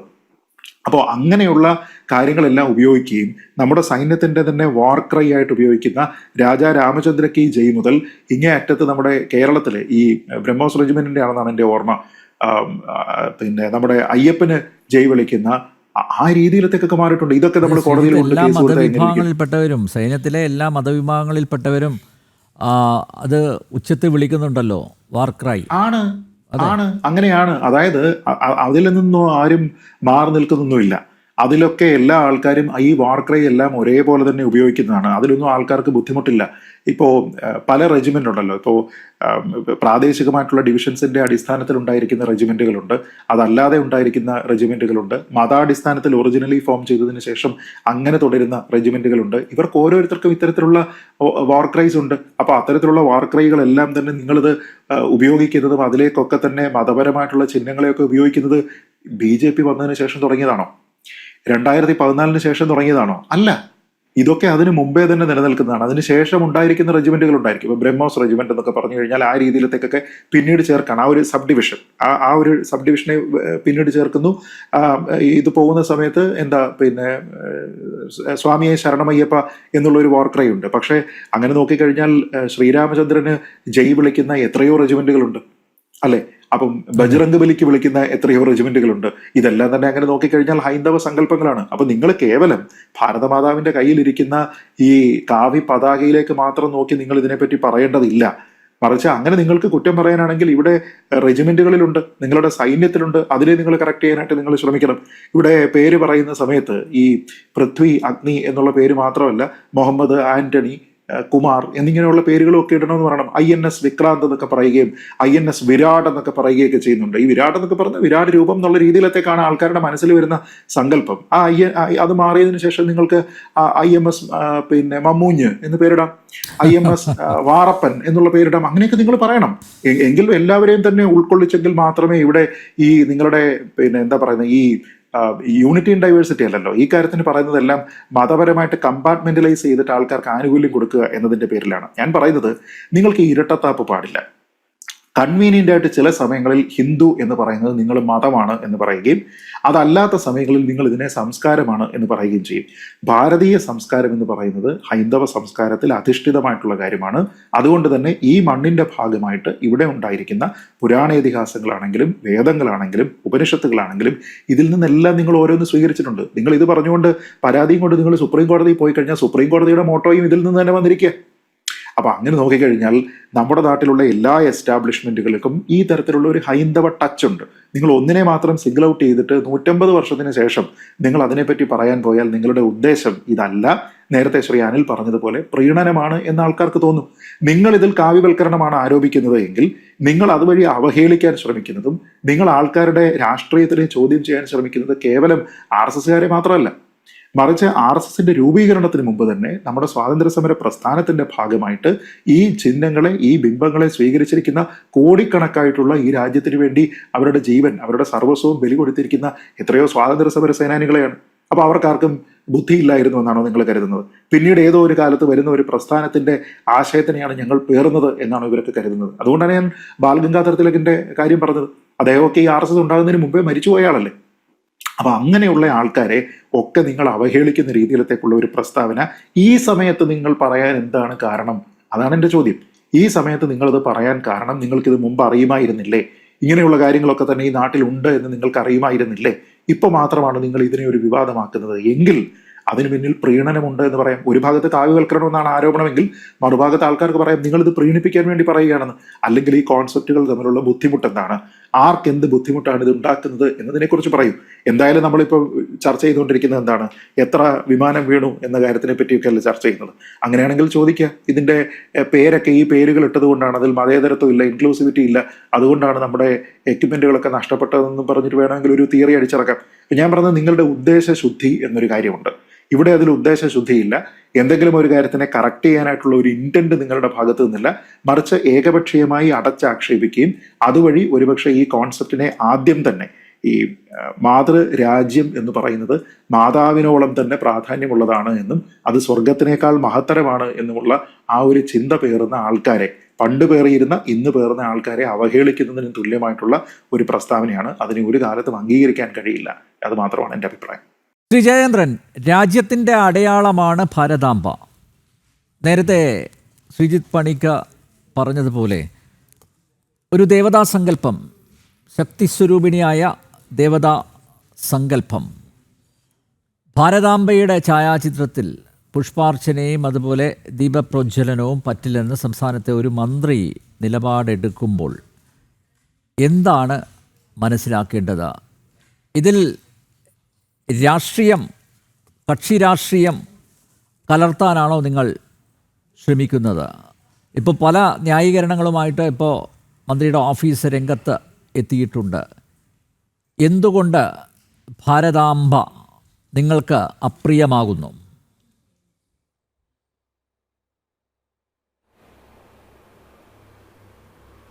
ഹലോ, കേൾക്കുന്നുണ്ടോ? കേൾക്കാം, പറഞ്ഞോളൂ. ഹലോ ശ്രീ ജയേന്ദ്രൻ, കേൾക്കാം, പറഞ്ഞോളൂ. ഇത് ഈ പ്രശ്നത്തിൽ ഈ പ്രശ്നത്തിൽ പിന്നെ മറ്റ് പ്രധാനപ്പെട്ട ചില എന്താണ് വസ്തുതകൾ എന്നുള്ളത് ആദ്യം നമ്മളൊന്ന് മനസ്സിലാക്കേണ്ടതുണ്ട്. ശ്രീ അനിൽ നമ്പ്യാർ, ഈ പിന്നെ ആഴ്ചകൾക്ക് മുമ്പേ ആലോചിച്ച് തീരുമാനിച്ചതായിരുന്നു ഇന്നത്തെ ഈ പരിസ്ഥിതി ദിനവുമായി ബന്ധപ്പെട്ട പരിപാടി. അപ്പോൾ പിന്നെ സംസ്ഥാന സർക്കാർ കൃഷി വകുപ്പ് ആദ്യം ആലോചിക്കുമ്പോൾ, രാജ്ഭവനോട്ട് ആലോചിക്കുമ്പോൾ പറഞ്ഞത് സെക്രട്ടേറിയറ്റിൽ നടത്താം എന്ന് തന്നെയാണ് പറഞ്ഞത്. അപ്പോൾ രാജ്ഭവനിൽ നിന്നാണ് നിർദ്ദേശം ഇങ്ങോട്ട് വന്നത്, അത് രാജ്ഭവനിലാക്കാം എന്നുള്ള നിർദ്ദേശം വന്നു. ഓക്കെ, അതാണ് ആലോചിച്ചിട്ട് ഓക്കെ എന്ന് പറയുകയും ചെയ്തു. അപ്പോൾ അത് കഴിഞ്ഞ് പിന്നെ ഇതിൻ്റെ സാധാരണ നമുക്കറിയാമല്ലോ, രാഷ്ട്രപതി മുതൽ പ്രധാനമന്ത്രി, ഉപരാഷ്ട്രപതി, ഗവർണർമാർ, ഇവരുടെയൊക്കെ അവർക്ക് വ്യക്തമായ പ്രോട്ടോക്കോളുണ്ട്. പരിപാടികൾ നിശ്ചയിക്കുന്നവർ അവരുടെ ഓഫീസുകളാണ്. അങ്ങനെ സംസ്ഥാന സർക്കാരിൻ്റെ ആരൊക്കെയാണ് പങ്കെടുക്കുന്നതെന്നുള്ള കാര്യങ്ങൾ ചോദിച്ചു. കാര്യങ്ങളെല്ലാം അറിഞ്ഞു. അപ്രൂവൽ കൊടുത്തു. അപ്രൂവൽ കൊടുത്തിട്ട് അപ്പോൾ അതിനകത്ത് ഒഴിവാക്കപ്പെട്ടത് കൃഷി വകുപ്പിൻ്റെ എല്ലാ പരിപാടികളിലും പിന്നെ ഒരു കർഷകനും ഒരു കർഷക തൊഴിലാളിയും ഉണ്ടാവും. അത് ജിയോ തന്നെ ഉള്ളതാണ് കൃഷി വകുപ്പിൻ്റെ. മന്ത്രി പ്രസാദിന് ഇതിന് ഉത്തരവാണ് ഉള്ളത്. അപ്പോൾ അത് ആ തരത്തിൽ എല്ലാ പരിപാടികളും ഉൾപ്പെടുത്താറുമുണ്ട്. നേരത്തെ ആരിഫ് മുഹമ്മദ് ഖാൻ ഗവർണറായിരുന്നപ്പോഴും അത്തരത്തിൽ പരിപാടി നടന്നിരുന്നു. രാജ്ഭവനിൽ വെച്ച് തന്നെയാണ് പരിപാടി നടന്നത്. പക്ഷേ ഇപ്പോൾ ഇത്തവണ കർഷകനെയും കർഷക തൊഴിലാളിയെ ഉൾപ്പെടുത്തേണ്ട, അത് ഒഴിവാക്കി. ഓക്കെ, അങ്ങനെയുള്ള ഒഴിവാക്കികളെ കാണുന്നു. വി കെ പ്രശാന്ത് MLA, മന്ത്രി, പിന്നെ കൃഷി വകുപ്പ് ഡയറക്ടർ, അത്രയും പേര് പുറത്തുനിന്ന്, പിന്നെ ഗവർണർ ആണ് പ്രധാനപ്പെട്ട ഇതിൻ്റെ അകത്ത് എല്ലാ കാര്യങ്ങളും നിർവഹിക്കുകയും ചെയ്യുന്നത്. അങ്ങനെയാണ് ഫിക്സ് ചെയ്തത്. അപ്പോൾ അതെല്ലാം കഴിഞ്ഞ് പിന്നെ മിനിറ്റ് അപ്രൂവൽ എന്ന് പറഞ്ഞാണ് കടലാസ് രാജ്ഭവനിൽ നിന്ന് അയക്കുന്നത്. അങ്ങനെയാണ് ഔദ്യോഗിക നടപടിക്രമം, അങ്ങനെയാണ്. പക്ഷേ ഇന്നലെ വൈകുന്നേരം 7 മണി കഴിഞ്ഞപ്പോഴേക്ക് മിനിറ്റ് പ്രോഗ്രാമിൻ്റെ പുതിയൊരു റിവൈസ്ഡ് വേർഷൻ പിന്നെ മന്ത്രിക്ക് അയക്കുകയാണ് ചെയ്യുന്നത് രാജ്ഭവനിൽ നിന്ന്. അതായത് ആ 7 മണി കഴിഞ്ഞ ആഴ്ചയിലാണ് പറയുന്നത്, ആദ്യത്തെ പരിപാടികൾ കഴിഞ്ഞ് വിളക്ക് കൊളുത്തി കഴിഞ്ഞ് പിന്നെ പ്രാർത്ഥന കഴിഞ്ഞിട്ട് ഇങ്ങനെ ലോഡസ് ഭാരതമാതാ ചിത്ര ദീപം കൊളുത്തി, അത് ഭാരതമാതാ ചിത്രത്തിനും ദീപക്കാഴ്ച ഒരുക്കുന്നുണ്ട് എന്ന് പറയുന്നത്. അപ്പോൾ സ്വാഭാവികമായിട്ടും മിനിസ്റ്റർ തന്നെയാണ് ചോദിച്ചത്. ദുദാവത്താണല്ലോ അവിടെ അഡീഷണൽ ചീഫ് സെക്രട്ടറി ആയിട്ടിരിക്കുന്നത് ഗവർണറുടെ രാജ്ഭവനിൽ. അദ്ദേഹത്തിനോട് മിനിസ്റ്റർ പി പ്രസാദ് തന്നെയാണ് ചോദിച്ചത്, എന്താണ് ഇതുവരെ ഇല്ലാത്തൊരു സംഗതിയാണല്ലോ, ഒരു മാറ്റം. അല്ല, അതങ്ങനെ നിർദ്ദേശം വന്നു, അതുകൊണ്ടാണ്. ശരി, എന്നാൽ ആ പടം എന്താണെന്നുള്ളത് അതൊന്ന് അയച്ചു തരണം. അപ്പോൾ ഒരു പോർട്രേറ്റ് ആണെന്ന് പറഞ്ഞു. പോർട്രേറ്റ് കുറച്ച് കഴിഞ്ഞ് ദുദാവത്ത് തന്നെ അയച്ചു കൊടുക്കുന്നു. അപ്പോഴാണ് ഇവരത് കാണുന്നത്, മന്ത്രിയെ കാണുന്നത്, മന്ത്രിയും മറ്റുദ്യോഗസ്ഥരും ഒക്കെ കാണുന്നത്. അപ്പോഴാണ് അവരെ സംബന്ധിച്ച് മറ്റൊരു നിലപാടിലേക്ക് കടക്കുന്നത്. അതാണ് ഈ ചർച്ചയുടെ കാതിൽ തന്നെ അതാണല്ലോ. അപ്പോൾ അവിടെ മന്ത്രി ഇദ്ദേഹത്തിനോട്, അഡീഷണൽ ചീഫ് സെക്രട്ടറിയോട് പറഞ്ഞ ഒരു കാര്യം പറഞ്ഞുള്ളൂ, പിന്നെ ഈ ഭാരതമാതാവ് എന്ന് പറയുന്നത് നമുക്കെല്ലാവർക്കും അറിയാവുന്നതുപോലെ അതൊരു സങ്കല്പമല്ല, ഒരു മാതൃബിംബം, ദേവതാ മാതൃബിംബമാണത്. ഞാനങ്ങനെ തന്നെ കരുതുന്ന ഒരാളുമാണ്. പിന്നെ ഗാന്ധിജി ഉദ്ഘാടനം ചെയ്ത ബനാറസിലെ, പഴയ ബനാറസ്, ഇപ്പോഴത്തെ വാരണാസി, പിന്നെ അവിടെ ഒരു ക്ഷേത്രം പോലും ഉണ്ടല്ലോ ഭാരതമാതാവിൻ്റെ പേരിൽ, ഭാരതാംബയുടെ പേരിൽ. അതുണ്ട്. പക്ഷേ നമ്മൾ കണ്ടിട്ടുള്ള, അറിഞ്ഞിട്ടുള്ള, എത്രയോ കാലങ്ങളായിട്ട് കാണുന്ന ഭാരതാംബയുടെ ചിത്രം എന്ന് പറയുന്നത്, പൊതുസമൂഹത്തിൽ കാണുന്നത് പിന്നെ ദേശീയ പതാക പിടിച്ചു നിൽക്കുന്നത് ഭാരതാംബയാണ്. പക്ഷേ ഇവിടെ അങ്ങനെയല്ല. RSSൻ്റെ ഈ കൊടി, കാവ്യക്കൊടി പിടിച്ചു നിൽക്കുന്ന ഭാരതാംബയുടെ ചിത്രമാണ് രാജ്ഭവനിൽ നിന്ന് അയച്ചു കൊടുത്തത്. അപ്പോഴാണ് ഇവർ തീരുമാനം മാറ്റുന്നത്. പരിപാടി നടത്തുന്നത് കൃഷി വകുപ്പാണ്. പ്രോട്ടോക്കോൾ നിശ്ചയിക്കാൻ ഗവർണറുടെ ഓഫീസിന് അധികാരമുണ്ട്, ഓക്കെ. പക്ഷേ പരിപാടി നടത്തുന്നത് സംസ്ഥാന സർക്കാരിന് വേണ്ടി കൃഷി വകുപ്പാണല്ലോ നടത്തുന്നത്. അപ്പോൾ അവിടെ ചെയ്യുന്ന നടപടികളെ സംബന്ധിച്ച് പിന്നെ കൃഷി വകുപ്പിന് ഇക്കാര്യത്തിൽ ഭാരതാംബയുടെ ചിത്രം എന്നുള്ളതിനോട് യോജിക്കുന്നു, അതിന് വിയോജിപ്പില്ല. പക്ഷേ ഇങ്ങനെ RSSൻ്റെ പരിപാടികൾക്ക് ഉപയോഗിക്കുന്ന അവരുടെ സ്വന്തം കാവി കൊടിയും പിടിച്ചുകൊണ്ട് ഭാരതാംബയുടെ ചിത്രം എന്ന് പറയുന്നത് അതിനോട് യോജിപ്പില്ല, അത് യോജിക്കാൻ കഴിയില്ല എന്നുള്ളതൊരു കാര്യം. എന്ന് മാത്രമല്ല, ഗവർണർ ഇപ്പം ഇദ്ദേഹം പുതിയ ഗവർണർ വന്നതിന് ശേഷവും രാജ്ഭവനിൽ സംസ്ഥാന സർക്കാരിൻ്റെ വിശിഷ്ടമായ മറ്റൊരു പരിപാടി മാർച്ച് 16 നടന്നു. അത് കേരള പുരസ്കാരങ്ങളുടെ പിന്നെ നിർവഹണമായിരുന്നു, സമാനമായിരുന്നു ചെയ്തിരുന്നത്. കേരള പുരസ്കാരങ്ങൾ താങ്കൾക്കറിയുമല്ലോ. അത് അവിടെയും അന്നും ഭാരതാംബയുടെ ചിത്രമൊന്നും വെക്കണമെന്ന് രാജ്ഭവൻ നിർബന്ധം പിടിച്ചില്ല, ഗവർണർ അങ്ങനെ പറഞ്ഞുമില്ല. പക്ഷേ ഇപ്പോഴങ്ങനെയല്ല, വെക്കണം എന്ന് ആവശ്യപ്പെടുകയാണ്. അപ്പോൾ ഈ തരത്തിലുള്ള അഭിപ്രായ വ്യത്യാസം ഉണ്ടെന്ന് മിനിസ്റ്റർ പറയുന്നു. അപ്പോൾ ദുദാവത്ത് പറയുന്നു, ഞാനൊന്ന് അന്വേഷിക്കട്ടെ, അദ്ദേഹത്തിനോട് കമ്മ്യൂണിക്കേറ്റ് ചെയ്യാം എന്ന് പറഞ്ഞ് കമ്മ്യൂണിക്കേറ്റ് ചെയ്ത് കഴിഞ്ഞപ്പോഴത്തേക്ക് ഗവർണർ ഓഫീസ് വീണ്ടും പറയുന്നു, ഇല്ല, അതങ്ങനെ തന്നെ ചെയ്യണമെന്നാണ് നിർബന്ധം. അങ്ങനെയാണെന്നുണ്ടെങ്കിൽ ഞങ്ങൾക്കത് ചെയ്യാൻ കഴിയില്ല, ഞങ്ങൾ പരിപാടി മാറ്റുകയാണ്, നിങ്ങൾ ആലോചിക്കൂ എന്ന് പറഞ്ഞ് ഇന്ന് രാവിലെയും രാജ്ഭവനുമായിട്ട് ബന്ധപ്പെട്ടു. പക്ഷേ മാറ്റമൊന്നുമില്ല എന്നാണ് പറഞ്ഞത്. അങ്ങനെയാണ് ആ പരിപാടി അവിടുന്ന് മാറ്റാൻ തീരുമാനിക്കുന്നതും പിന്നെ ദർബാർ ഹാളിലേക്ക് മാറ്റുന്നതും. ഇതിൻ്റെ അകത്ത് പിന്നെ കാണേണ്ട കാര്യമായിട്ട് ഞാൻ മനസ്സിലാക്കുന്നത്, ഇത് പിന്നെ ഏതെങ്കിലും ഹൈന്ദവ സമൂഹത്തോടോ ഹൈന്ദവ ബിംബങ്ങളോടോ എതിർപ്പിൻ്റെ പ്രശ്നമൊന്നും അല്ല ഇതിൻ്റെ അകത്ത്. ആ തരത്തിലുള്ള പിന്നെ ഈ താത്വികമായിട്ടുള്ള അവലോകനത്തിൻ്റെ പ്രശ്നമൊന്നും അല്ല വരുന്നത്. വളരെ സാധാരണമായിട്ടുള്ള ഒരു അവബോധത്തിൻ്റെ പ്രശ്നമാണ്. നമ്മൾ കാണുന്ന ഭാരതാംബ എന്ന് പറയുന്നത് ദേശീയ പതാക പിടിച്ചിട്ടുള്ള ഭാരതാംബയാണ്. ഇതങ്ങനെയല്ല, ഇത് കാവിക്കൊടി പിടിച്ചിട്ടുള്ള ഭാരതാംബയാണ്. അത് RSSൻ്റെതാണ്, RSSുമായി ബന്ധപ്പെട്ട പരിപാടികൾക്ക് ഉപയോഗിക്കുന്നതാണ്. ഇതാണ് കൃഷി വകുപ്പെടുത്തുന്ന നിലപാട്. ആ നിലപാട് കൊണ്ട് മാത്രമാണ് അത് അവിടുന്ന് മാറിയത്. അതിൻ്റെ അപ്പുറത്തേക്ക് ഇതിനെ അപമാനിക്കാനോ ഭാരതാംബയുടെ സങ്കല്പത, ഞാൻ സങ്കല്പം എന്നല്ല പറയുക, ഞാനതൊരു ബിംബം, മാതൃദേവതാ ബിംബം എന്ന് തന്നെയാണ് ഞാൻ പറയുക. അതിനെ അങ്ങനെയാണ് കാണുന്നതും. അപ്പോൾ അതിനെ ആ നിലയ്ക്ക് പിന്നെ ആണ് കണ്ടത്. മന്ത്രി പി പ്രസാദ് ഉൾപ്പെടെ അങ്ങനെയാണ് കണ്ടതെന്നാണ് ഞാൻ മനസ്സിലാക്കിയത്. പിന്നെ അതല്ലാതെ സ്റ്റേറ്റ് ഗവൺമെൻറ്റിൻ്റെ പരിപാടിക്ക് ഇത്തരത്തിലുള്ള സംഗതി നടക്കില്ല, ചെയ്യാൻ കഴിയില്ല. ആ ഒരു നിലവാരത്തിലാണ്, ആ ഒരു നിലപാടിലാണ് പിന്നെ ഒരു തർക്കം പറഞ്ഞതും വിയോജിപ്പുണ്ടായതും. എന്നാൽ പിന്നെ അങ്ങനെ ആകട്ടെ എന്നുള്ളത് അവസാനം സംബന്ധിച്ച് ദർബാർ ഹാളിലേക്ക് പരിപാടി മാറ്റുന്നതും എന്നാണ് ഞാൻ മനസ്സിലാക്കിയിട്ടുള്ളത്. ക്ഷേത്രോത്സവങ്ങളിൽ ചെഗുവേരയുടെ കൊടി പാറിക്കാം, പുഷ്പനെ അറിയാമോ പാട്ട് പാടാം, ഒരു കുഴപ്പമില്ല. ഭാരതാംബയുടെ ഛായാചിത്രമാവുമ്പോൾ പലർക്കും കുരുപൊട്ടും. ഇപ്പോൾ നോക്കൂ, ഈ പ്രസാദ് കണ്ടതാണല്ലോ, പ്രസാദല്ല മുഖ്യമന്ത്രി മറ്റ് മന്ത്രിമാരൊക്കെ കണ്ടതാണല്ലോ ചെഗുവേരയുടെ ചിത്രം ഉയർത്തിപ്പിടിച്ചുകൊണ്ട് മുദ്രാവാക്യം മുഴക്കി ക്ഷേത്രോത്സവങ്ങളിൽ കണ്ണൂരും മറ്റ് സംസ്ഥാനത്തിൻ്റെ പല ഭാഗങ്ങളിലും അത് ആവർത്തിച്ചു. അതുപോലെ പുഷ്പനെ അറിയാമോ പാട്ടുപാടി. ആ സമയത്തൊന്നും ഈ പ്രതിഷേധം കണ്ടില്ലല്ലോ. പ്രസാദ് പ്രതികരിച്ചിരുന്നില്ല, മുഖ്യമന്ത്രി പ്രതികരിച്ചിരുന്നില്ല. പിന്നെ കോടതി ഇടപെട്ടാണല്ലോ തിരുത്തിയത്. അപ്പോഴൊന്നുമില്ലാത്ത പ്രതിഷേധം, അമർഷം എന്തുകൊണ്ടിപ്പോൾ രാജ്ഭവനിൽ ഭാരതാംബയുടെ ഛായാചിത്രം വെച്ചപ്പോൾ ഉണ്ടായി?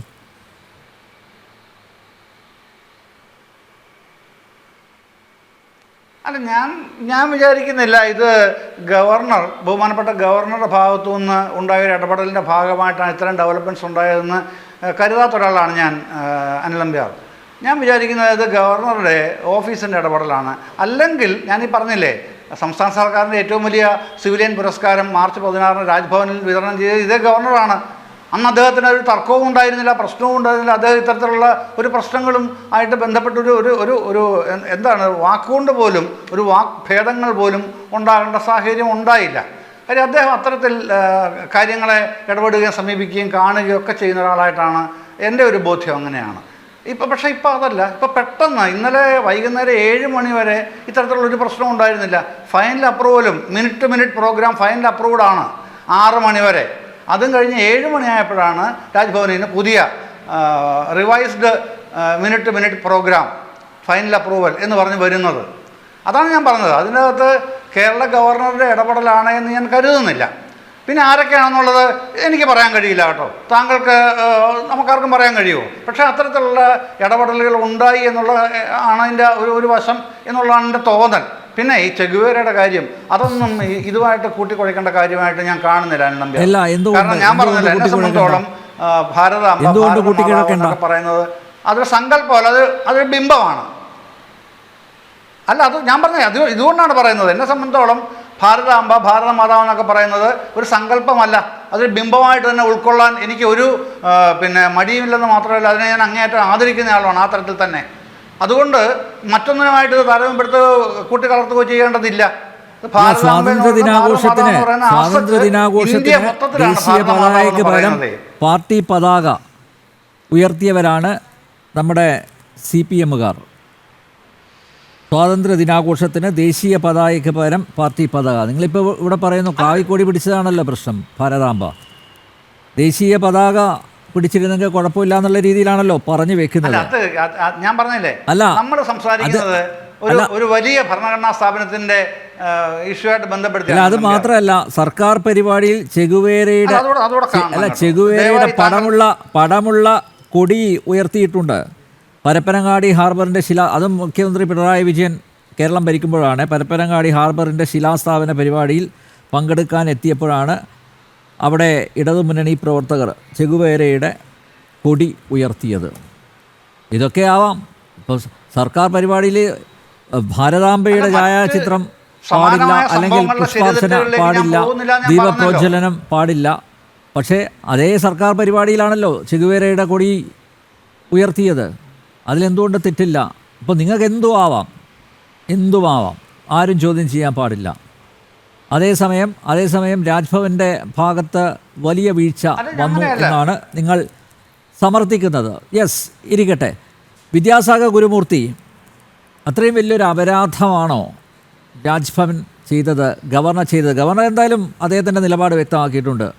ഇനി എന്ത് പരിപാടി നടത്തിയാലും ഭാരതാംബയുടെ ഛായാചിത്രം ഉണ്ടാവും, ഇതേ ഛായാചിത്രം, അത് മാറ്റുന്ന പ്രശ്നമില്ല എന്ന് ഗവർണർ വ്യക്തമാക്കിയിട്ടുണ്ട്. അപ്പോൾ ഇനി അറിയേണ്ടത് മുഖ്യമന്ത്രിയും അതുപോലെ മന്ത്രിമാരും സർക്കാർ ഉദ്യോഗസ്ഥരുമൊക്കെ ഈ ഭാരതാംബ അവിടെ ഉള്ളിടത്തോളം അങ്ങോട്ട് പോകില്ല എന്നാണോ? എനിക്കറിയില്ല. ഈ വിവാദം ഉണ്ടാക്കുന്നത് ഈ സർക്കാരിൻ്റെ ഒരു വിനോദമാണ്. പൊതുവെ മറ്റ് സംസ്ഥാനങ്ങളൊക്കെ അവർ ഭരിക്കുമ്പോൾ ഇവിടെ നടക്കുന്നത് വിവാദത്തിൽ രമിക്കുകയും അഭിരമിക്കുകയും വിവാദത്തിലൂടെ കാലം കഴിക്കുകയുമാണ്. സത്യം പറഞ്ഞാൽ എന്തെങ്കിലും തരത്തിലുള്ള ഡെവലപ്മെന്റ് ആക്ടിവിറ്റിയോ അല്ലെങ്കിൽ എന്തെങ്കിലും തരത്തിലുള്ള ഒരു പുരോഗമന സംവിധാനമോ ജനങ്ങൾക്ക് ഉപകാരപ്രദമായ എന്തെങ്കിലും ചെയ്യുന്നതിലുള്ള ശ്രദ്ധയല്ല ഇവർക്കുള്ളത്. ഓരോ ദിവസവും പുലരുമ്പോൾ കമ്മ്യൂണിസ്റ്റ് മന്ത്രിമാർ ചിന്തിക്കുന്നത് എന്തെങ്കിലും തരത്തിലുള്ള ഒരു വിവാദം സൃഷ്ടിച്ചാൽ അന്നത്തെ ദിവസം കഴിഞ്ഞു പോവുമല്ലോ എന്ന് മാത്രമാണ്. സത്യത്തിൽ ഇത് എന്ത് തരം ഒരു ദുര്യോഗമാണ് മലയാളികൾക്ക് വന്നിരിക്കുന്നത്. You are going to suffer this anymore. എനിക്ക് തോന്നുന്നു ഇനിയും കൂടുതൽ ഉണ്ടാകുമോ എന്ന് സംശയം വരികയാണ് ഈ ദുരന്തം. ഇവിടെ നമ്മൾ മനസ്സിലാക്കേണ്ട, ഇവിടെ നേരത്തെ നമ്മുടെ ജയചന്ദ്രൻ സാറ് പറഞ്ഞതിൽ ഒരു രസകരമായ സംഗതി, RSSന്റെ കൊടി ഭാരതാംബ പിടിച്ചിരിക്കുന്നതാണ്. എനിക്കിത് വലിയ തമാശ തോന്നുന്നതാണ്. അതായത് ഇത് ജരി പതാക എന്ന് പറയുന്ന കാവിക്കൊടി, ഈ ഭഗവത് ധ്വജം, ഇതാരാണ് ആദ്യമായി ഈ രാജ്യത്തിന് സമർപ്പിച്ചത് എന്ന് ചിന്തിക്കണം. അത്യാവശ്യം വായനയ്ക്കുള്ള ആൾക്കാർക്ക് അറിയാവുന്ന കാര്യമാണ്. രവീന്ദ്രനാഥ് ടാഗോർ RSSകാരനല്ല, ഇവർക്കൊക്കെ വളരെ സ്വീകാര്യമാണ് പല കാര്യം കൊണ്ടും. അപ്പോ ചണ്ടാളിനിയുടെ ഒക്കെ കാര്യം കൊണ്ട് ഇവർക്ക് വളരെ സ്വീകാര്യനാണല്ലോ. രവീന്ദ്രനാഥ് ടാഗോർ പ്രതിനിധി എന്നൊരു കവിത എഴുതിയിട്ടുണ്ട്. ആ കവിത പ്രതിനിധി എന്ന് അദ്ദേഹം പറഞ്ഞത് റെപ്രസെന്റേറ്റീവ് എന്ന അർത്ഥത്തിൽ മാത്രമല്ല, ട്രസ്റ്റി എന്ന അർത്ഥത്തിലാണ്. അതായത് ഒരു രാജ്യം രാജാവ് ഒരു ട്രസ്റ്റിയായി മാത്രമാണ് ഭരിക്കേണ്ടത്, രാജാവിന്റെ ഉടമസ്ഥതയിലുള്ള ഒരു വസ്തുവല്ല രാജ്യം എന്ന വിനയം അല്ലെങ്കിൽ സമർപ്പണം കാണിക്കാനാണ് കാവി നിറം അവിടെ കൊടുത്തിരിക്കുന്നത്. രവീന്ദ്രനാഥ് ടാഗോറിന്റെ പ്രതിനിധി എന്ന കവിതയിൽ ഛത്രപതി ശിവാജി മഹാരാജ് അദ്ദേഹത്തിന്റെ ഗുരു ഒരു ദിവസം വളരെ എന്തോ അൺഹാപ്പി ആയിട്ട് നടന്ന് ഭിക്ഷ എടുക്കുന്ന കണ്ടപ്പോ, രാജ്യം ജയിച്ചു, യുദ്ധം ജയിച്ചു, ഹിന്ദു സാമ്രാജ്യം സ്ഥാപിച്ച ശേഷവും എന്റെ ഗുരു എന്തിനാണ് ഇങ്ങനെ അലഞ്ഞു നടന്ന് തെണ്ടുന്നത് എന്ന വിഷമത്തിൽ അദ്ദേഹം ഗുരുവിന്റെ ഒരു കത്ത് എഴുതി ഒരു ശിവായുടെ കയ്യിൽ കൊടുത്തയച്ചു. ഗുരു അത് വായിച്ചു. അതിൽ പറഞ്ഞിരിക്കുന്നത്, അങ്ങ് എന്തിനാണ് ഇത്ര ദുഃഖിച്ച് വീട് തോറും നടന്ന് ഭിക്ഷ എടുക്കുന്നത്? അങ്ങിപ്പോൾ ഈ രാജ്യം ഭരിക്കുന്ന എന്റെ ഗുരുവാണ്, അങ്ങക്ക് എന്ത് സൗകര്യങ്ങളും തരാൻ ഞാൻ തയ്യാറാണെന്ന് പറഞ്ഞു. അപ്പൊ അദ്ദേഹം ഉടനെ ഗുരു രാംദാസ് പറഞ്ഞത്, ഛത്രപതി ശിവജി മഹാരാജ് എന്റെ കൂടെ തെണ്ടാൻ വരണം എന്നാണ് പറഞ്ഞത്. അങ്ങനെ ഓരോ വീട്ടിൽ ചെന്ന് ഗുരുവും ശിഷ്യനും, അതായത് ഛത്രപതി ആയിരിക്കുന്ന മഹാരാജാവ് തെണ്ടുമ്പോൾ ജനങ്ങൾക്ക് ഭീതി, എന്താണ് രാജാവ് തെണ്ടാൻ വരുന്നുള്ള പേടി. എല്ലാവരും വിറച്ച് ഭിക്ഷ കൊടുക്കാൻ തുടങ്ങി. സന്ധ്യയായപ്പോൾ അപ്പോഴും തന്റെ ഗുരു അസംതൃപ്തനാണെന്ന് കണ്ടപ്പോ പാദത്തിൽ നമസ്കരിച്ച് ചോദിച്ചു, ഞാൻ ഈ രാജ്യം മുഴുവൻ അങ്ങയുടെ പാദങ്ങൾ സമർപ്പിക്കുന്നു, ഇനി എന്താണ് ഞാൻ ചെയ്യേണ്ടതെന്ന് ചോദിച്ചു. ഉടനെ ഛത്രപതി ശിവാജി മഹാരാജിനോട് അദ്ദേഹത്തിന്റെ ഗുരുവായ സമർത്ഥ രാംദാസ് മഹാരാജ് പറഞ്ഞു, നീ ഇനി ചെയ്യേണ്ടത്, നിന്റെ രാജ്യം, നീ വെട്ടിപ്പിടിച്ച രാജ്യം എന്ന് ചിന്തിക്കാതെ, ഇതൊന്നും നിന്റേതല്ല, എല്ലാം ആ ജഗദംബയുടേതാണ് എന്ന് കണ്ടിട്ട്, ഇതാ ഞാൻ ഉടുത്തിരിക്കുന്ന ഈ കാവിത്തുണി നിനക്ക് തരുന്നു. ഈ കാവിത്തുണി നിന്നെ എപ്പോഴും ഓർമ്മിപ്പിച്ചുകൊണ്ടിരിക്കണം, ഇത് നിന്റേതല്ല. രാഷ്ട്രായ സ്വാഹ ഇതം നമമ, രാഷ്ട്രത്തിൻ്റെതാണ് ഇതെല്ലാം, ഇതൊന്നും എന്റേതല്ല എന്ന് ചിന്തിക്കാൻ വേണ്ടി അഗ്നിയുടെ നിറമായ, വിരക്തിയുടെ നിറമായ, നോൺ അറ്റാച്ച്മെന്റിന്റെ നിറമായ, അതുപോലെ തന്നെ എല്ലാ തരത്തിലുള്ള പാവനമായ ഭാരതീയ സങ്കല്പങ്ങളുടെയും പ്രതിനിധിയായിരിക്കുന്ന ഈ നിറം, അഗ്നിയുടെ നിറം. കാരണം ഋഗ്വേദത്തിൽ ആദ്യം സ്തുതിക്കപ്പെടുന്ന അഗ്നിയാണ്. അഗ്നി എന്തിന്റെ ഒരു റെപ്രസെന്റേറ്റീവ് ആണ്? എല്ലാറ്റിനെയും വിമലീകരിക്കുന്ന ശക്തിയുള്ളതാണ് അഗ്നി. മാത്രമല്ല, എപ്പോഴും എത്ര താഴ്ത്തിപ്പിടിക്കാൻ ശ്രമിച്ചാലും മുകളിലേക്ക് ഉയരുന്നതാണ് അഗ്നി. അങ്ങനെയുള്ള ഒരു ഹോപ്പിന്റെ, അല്ലെങ്കിൽ നമ്മുടെ ശക്തിയുടെ, നമ്മുടെ പ്രതിഷേധത്തിന്റെ, നമ്മുടെ സമർപ്പണത്തിന്റെ, ത്യാഗത്തിന്റെ പ്രതീകമായിട്ട് നീ ഇത് ഉപയോഗിക്കണം. ഇത് ഹിന്ദു സാമ്രാജ്യത്തിന്റെ കൊടിയായിരിക്കണം. ഈ രാഷ്ട്രം അറിയപ്പെടുന്നത് ഇതിന്റെ പേരിലായിരിക്കണം. കാരണം രാഷ്ട്രം എന്ന ശബ്ദം തന്നെ വരുന്നത് രാജ്ധാതുവിൽ നിന്നാണ്. സംസ്കൃതത്തിൽ രാജ്ധാതു കാണിക്കുന്നത് ശോഭിക്കുക, മറ്റുള്ളവരെ ശോഭിപ്പിക്കുക, സ്വയം പ്രകാശിക്കുക, മറ്റുള്ളവരെ പ്രകാശിപ്പിക്കുക. അറിവിന്റെ പ്രതീകമാണ് ത്യാഗത്തിന്റെ പ്രതീകമാണ്. അപ്പോ ഈ അഗ്നിജിഹ്വ, അഗ്നിയുടെ നാവ് പോലെ, അഗ്നി സപ്തജിഹ്വയാണ്, അഗ്നിയുടെ നാവ് പോലെ ഇരിക്കുന്ന രീതിയിൽ ഈ കൊടിയെ മുറിച്ചിട്ട് അഗ്നിയെ കാണിക്കാൻ വേണ്ടി, ഗുരുക്കന്മാരെ കാണിക്കാൻ വേണ്ടി, ഋഷിമാരെ കാണിക്കാൻ വേണ്ടി, വേദത്തെയും വൈദിക ജ്ഞാനത്തെയും കാണിക്കാൻ വേണ്ടി, ത്യാഗത്തെ കാണിക്കാൻ വേണ്ടി ശിവാജി മഹാരാജ് ജറി പതാക ഉപയോഗിച്ചു. അതാണ് ഈ അതായത് ഭഗവത് ധ്വജത്തിന്റെ കഥ അതാണ്. അത് നിങ്ങൾക്ക് കൂടെ, അതായത് ജയദേവൻ സാറിന് കൂടെ സ്വീകാരനായ, പ്രമോദിന് മന്ത്രിക്ക് കൂടി സ്വീകാരനായിട്ടുള്ള പിന്നെ ടാഗോർ പറഞ്ഞിട്ടുണ്ട്, ഇത് ഒരു രാജാവ് തൻ്റെതല്ല ഈ രാജ്യം, ഇതെല്ലാം ജഗദംബയുടേതാണെന്ന് കാണിക്കാൻ വേണ്ടി എടുത്ത ത്യാഗമാണിത്. ഈ സംസ്കാരത്തിന്റെ ഒരു റെപ്രസെന്റേറ്റീവ്, ഒരു പ്രതിനിധി മാത്രമാണ് രാജാവ് എന്ന് കാണിക്കാനാണ്. അപ്പൊ അത് RSSകാരന്റെ കൊടി എന്ന് പറയുന്നതിലുള്ള ഒരു വിഷമം എന്താന്ന് വെച്ചാൽ, അവർ ചിന്തിക്കുന്നത്, CPM ചിന്തിക്കുന്നത്, RSSകാരൻ അവിടെ പിന്നെ രാജ്ഭവനിൽ ആധിപത്യം നേടാൻ ശ്രമിക്കുന്നു എന്നാണ്. RSSകാരൻ രാജ്യം മുഴുവൻ ഭരിക്കുകയാണെന്നുള്ള കാര്യം ഈ മന്ത്രി മറന്നുപോയി. RSSകാരൊക്കെ കേവലം തിരുവനന്തപുരത്ത് രാജ്ഭവനിൽ ഒരു കൊടി കൊണ്ട് നാട്ടിയോണ്ട് RSSന് പ്രത്യേകിച്ച് തൃപ്തി ഉണ്ടാവുമെന്ന് എനിക്ക് അറിഞ്ഞൂടാ. എന്തായാലും ഇത് RSSന്റെ കൊടി എന്ന് പറയരുത്. ഇത് ഈ രാജ്യത്തിന്റെ മൊത്തം ത്യാഗത്തെ, ഇതിന്റെ വിഭവ സമ്പത്തിനെ, ഇതിന്റെ ജ്ഞാന സമ്പത്തിനെ എല്ലാം കാണിക്കുന്ന ഒന്നാണ്. ഈ ശിവാജി മഹാരാജൻ ആദ്യമായിട്ട് മുഗളന്മാർക്കെതിരെ പടനയിച്ച് രാജ്യത്തെ സ്വതന്ത്രമാക്കി രാജ്യത്തിന്റെ സാംസ്കാരികമായ ഔന്നത്യത്തിൽ എത്തിച്ച ഒരു മഹാരാജാവാണ് ഛത്രപതി ശിവാജി മഹാരാജ്. ആ ശിവാജി മഹാരാജ് തന്റെ ഗുരു നിർദ്ദേശിച്ചനുസരിച്ച് രാജ്യത്തിന്റെ കേവലം പ്രതിനിധിയായി ഭരിക്കാൻ തുടങ്ങിയ ത്യാഗപൂർണമായ ഭരണത്തിന്റെ സ്മരണയും കൂടിയാണത്. അത് ദുർഗ, അതായത് നമുക്കറിയാമല്ലോ, നേരത്തെ ശ്രീജിത്ത് സൂചിപ്പിച്ചു, ത്വം ഹി ദുർഗ, അവിടുത്തെ ദുർഗയാണ്, ദശപ്രഹരണധാരിണി, കമലദളവിഹാരിണി. അമ്മയെ പറ്റി പറഞ്ഞിരിക്കുകയാണ്. സാക്ഷാൽ ജഗദംബയെ പറ്റിയിട്ട് ബങ്കിം ചന്ദ്ര ചാറ്റർജി ആനന്ദ മഠത്തിൽ 1870 എഴുതിയതാണ്. 1882 ആദ്യമായി പ്രസിദ്ധീകരിക്കപ്പെടുന്നത്. ആ കൃതിയിൽ, മഹത്തായ ദേശസ്നേഹം ജ്വലിക്കുന്ന ആ കൃതിയിൽ ഉള്ള വന്ദേമാതരം എന്ന കൃതിയുടെ ഒടുവിൽ, കവിതയുടെ ഒടുവിലുള്ളതാണ്, നമ്മുടെ ദേശീയ ഗീതമാണ് വന്ദേമാതരം. വന്ദേമാതരം ചൊല്ലുമ്പോൾ പാർലമെന്റിൽ നിന്ന് ഇറങ്ങിപ്പോയ മന്ത്രിമാരുള്ള നാടാണിത്. ഓർക്കുന്നുണ്ടല്ലോ, കോൺഗ്രസിന്റെ ചില മന്ത്രിമാർ. അനിൽജി ഓർക്കുന്നുണ്ടല്ലോ, കേൾക്കാമോ? ക്ലിയർ ആണ്. അതായത് വന്ദേമാതരം ചൊല്ലുമ്പോ നമ്മുടെ പാർലമെന്റിൽ ഇറങ്ങിപ്പോയവർ വരെയുണ്ട്. വെച്ചാൽ അത്രയധികം രാജ്യവിരോധമാണ്. എന്തുകൊണ്ടാണ് രാജ്യവിരോധം? ഇതിൽ ദുർഗ, അവിടെ നിന്ന് ദുർഗയാണെന്ന് പറഞ്ഞിരിക്കുന്നു. ആ ദുർഗ എന്ന് വിളിച്ചത് ഒട്ടും ഇഷ്ടപ്പെട്ടില്ല. കാരണം ഇത് എങ്ങനെയാണ് ഞങ്ങൾ ദുർഗയെ നമസ്കരിക്കുക? വന്ദേമാതരം എന്നാണല്ലോ, വന്ദിക്കുന്നു, അമ്മയെ ഞങ്ങൾ ഇതാ വന്ദിക്കുന്നു എന്നാണല്ലോ. അപ്പൊ ഞങ്ങൾ എങ്ങനെ അംഗീകരിക്കുന്നുള്ള ചോദ്യമാണ്. അപ്പോ വേദത്തിൽ അഹം രാഷ്ട്രീ സംഗമനീ വസൂനാം എന്ന വൈദിക മന്ത്രമുണ്ട്. ഞാൻ രാഷ്ട്രീയാണ്. ദേവി പറയാണ്, ഭഗവതി സാക്ഷാൽ ജഗദംബ, ഋഗ്വേദീയമായ ഏറ്റവും ലോകത്തിലെ ഏറ്റവും പഴക്കമുള്ള ജ്ഞാനരാശിയാണ് വേദം. ആ വേദത്തിൽ പറഞ്ഞിരിക്കുകയാണ് അഹം രാഷ്ട്രീ. ദേവി പറയാണ്, എന്താ കാരണം? ഞാൻ രാഷ്ട്രീയ എന്ന ശബ്ദം ഇന്നത്തെ കാലത്ത് രാജ്ഞി എന്ന് ഉപയോഗിക്കുന്നത്, ഞാൻ ഈ രാജ്യം ഈ ലോകം ഭരിക്കുന്നവളാണെന്നാണ്, ലോകത്തെ മുഴുവൻ ഭരിക്കുന്നവളാണെന്നാണ്. രാജ്യധാതുവിന്റെ അർത്ഥം ശോഭിക്കുക, പ്രശോഭിക്കുക. എന്തിൽ ശോഭിക്കുക? കഞ്ചാവിന്റെ ചുരുട്ടുപിടി വലിക്കുന്നവനല്ല.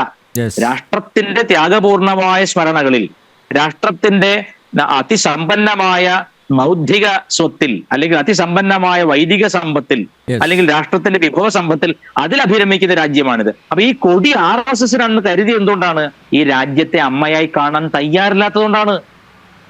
ഈ രാജ്യത്തിന്റെ, ഇത് ഞാൻ പറയുന്നത് ഇന്ത്യ രാജ്യം എന്ന രീതിയിൽ 1947 രൂപീകൃതമാവുന്നതിന് മുൻപും സഹസ്രാബ്ദങ്ങൾക്ക് മുമ്പുള്ള ഒരു സങ്കല്പമാണ് രാഷ്ട്രം എന്ന സങ്കല്പം. വേദത്തിലുണ്ട് ആ സങ്കല്പം.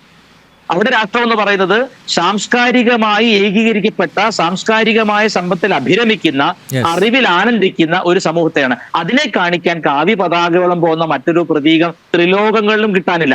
അത് രാജ്ഭവനിൽ വെച്ചാൽ ഉടനെ അത് അസ്വീകാര്യമാവുകയും നിന്ദിക്കപ്പെടേണ്ടതാവുകയും ചെയ്യുന്നത് എന്തുകൊണ്ടാണ്? നിങ്ങൾക്ക് പലസ്തീന്റെ ഐക്യദാർഢ്യം പ്രകടിപ്പിച്ചുകൊണ്ട് അറബികളെ പോലെ തലയിൽ വേഷം കെട്ടി നടക്കാൻ നാണമില്ല. നിങ്ങൾക്ക്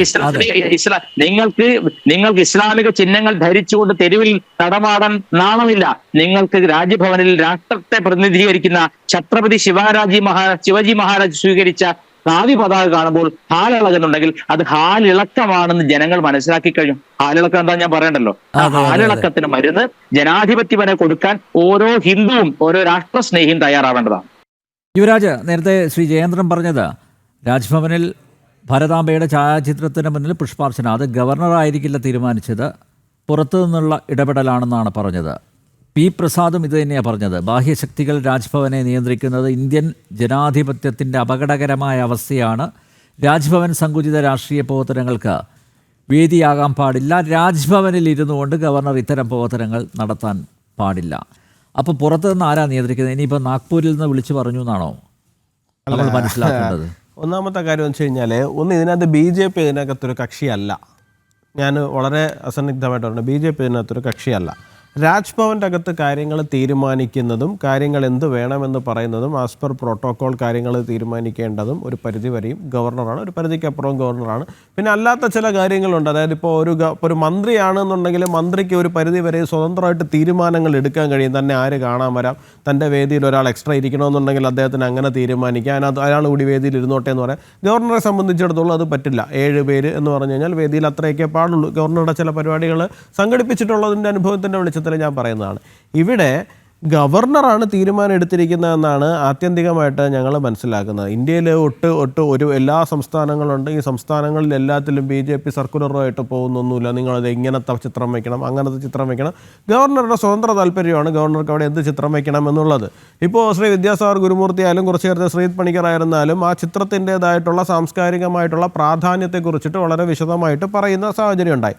ഗവർണർ കടന്നു വരുന്നതും ഗവർണർ അദ്ദേഹത്തിൻ്റെ സംഘടനാ പ്രവർത്തനമായിരുന്നാലും ശരി തന്നെയാണ്, സാമൂഹിക പ്രവർത്തനമായാലും നടത്തി വന്നിരിക്കുന്ന പർട്ടിക്കുലർ സാഹചര്യങ്ങളിലൂടെ വന്നിരിക്കുന്നതുകൊണ്ട് തന്നെ അദ്ദേഹത്തിൻ്റെ ചിന്താഗതികളും അതിനോട് ചേർന്നിട്ടാണ് നിൽക്കുന്നത്. സ്വാഭാവികമായിട്ടും ഈ പരിസ്ഥിതി ദിവസമാകുന്ന സമയത്ത്, പരിസ്ഥിതി എന്ന് പറയുമ്പോൾ പ്രകൃതിയാണ്, പ്രകൃതി എന്ന് പറയുമ്പോൾ നമ്മൾ അമ്മയായിട്ട് കാണുന്നതാണ്. തീർച്ചയായിട്ടും അദ്ദേഹം ഭാരതാംബയുടെ ഒരു ചിത്രം അവിടെ വയ്ക്കണം.